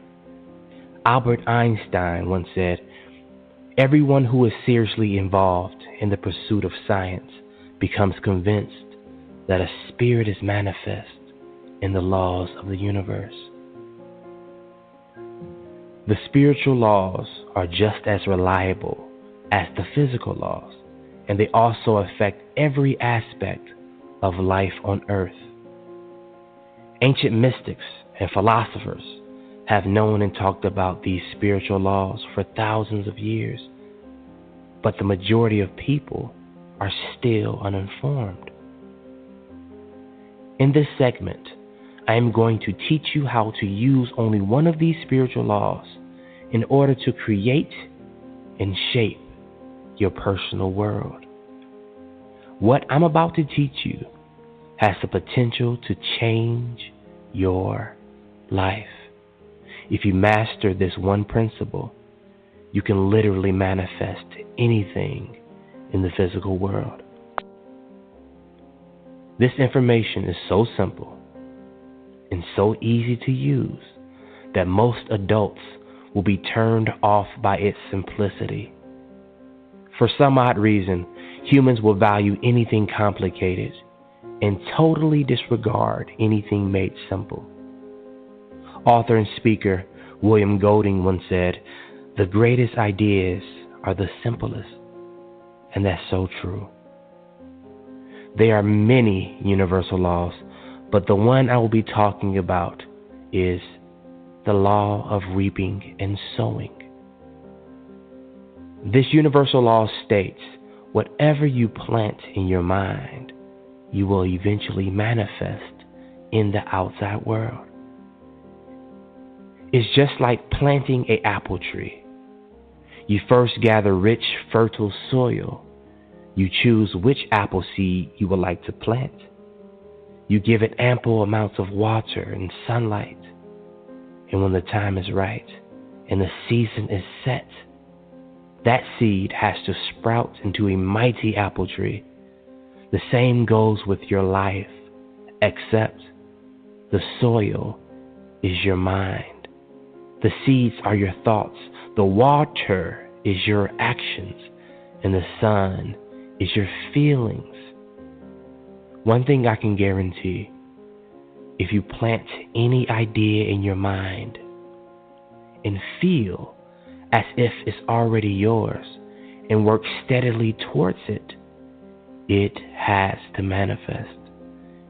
It has no choice because it's a law. But then you say, Justin, if that's the case, then why is it that most people don't get what they want in life? And it's simple. Most people don't get what they want because they are trained to focus and think about the things they don't want. You might have heard the expression, energy flows where attention goes. Whatever you focus on expands. It's true. Everything is energy. And all energy attracts similar energy. You can't put out negative energy and expect positive results. You can't plant apple seeds and expect oranges. Likewise, you can't dwell on failure and produce a successful result. If you are constantly thinking about the things you don't want to happen or the things you fear, you are planting that seed. And based on the universal law of reaping and sowing, it must germinate. The mind, or human consciousness, seems to be literally connected to the fabric of reality. Think about something long enough and strong enough, and it has no choice but to eventually appear. Quantum physics gives credence to this idea. Time and time again, the double-slit experiment has proved that a conscious observer is literally creating reality. There are 6 words that I want you to memorize and stamp on your heart. These words will remind you to straighten up and think right. These words are, you become what you think about. You become what you think about. The reason why I am confident in telling you this is because this information completely transformed my life. Someone sat me down and told me the exact words I'm telling you. When I realized that my mind was a garden, I began to plant only the things that I wanted. I was informed that the most important thing was that I knew exactly what I wanted. So I began to write down all the things I desired. One by one, I began to imagine my dream life. I wrote down exactly what I wanted in crystal clear detail. Mind you, when I first set out to create this list, I had no money. I was living in a 2-bedroom, 1-bath apartment with my wife and 2 children, surrounded by debt and late bills. I was working a job that I hated, serving tables at a restaurant. But I knew if I could successfully plant these ideas in my mind, they would have to manifest. So every day, I would look at my goal list and visualize my life going according to that list. I would say affirmations that complemented each goal. I drummed each idea into my head. I would imagine what it would feel like to have each goal accomplished. I visualized my goals so much that at times it was hard to tell what was real and what was imaginary. I lived into my imagination. My mindset changed, and before I knew it, things started happening around me. I started attracting the people, opportunities, and ideas that helped me accomplish the goals that I set out. Here is the actual list of my goals.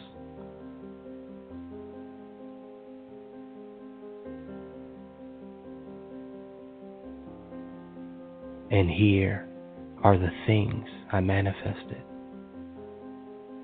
Some of these goals took 2 months to manifest, while others took 2 years.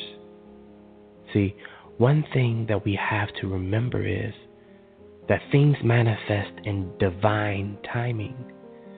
There are different seasons and cycles to life. There is a season for sowing, and there is also a season for reaping. You can't rush the process. What I discovered was the process actually helps you to develop the skills that will manifest your future goals. You actually evolve as a person while going through the process. You're pushed to do things that you never thought you could do. Once your goals get embedded into your subconscious mind, you feel almost compelled to take action. Thought always precedes action, and no goal is ever manifested without action.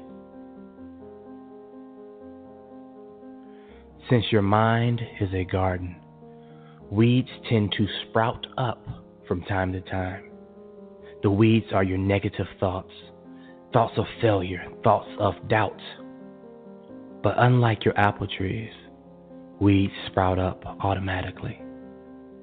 See, since we live in a world that is obsessed with drama and negative energy, we tend to subconsciously pick up on these negative vibrations.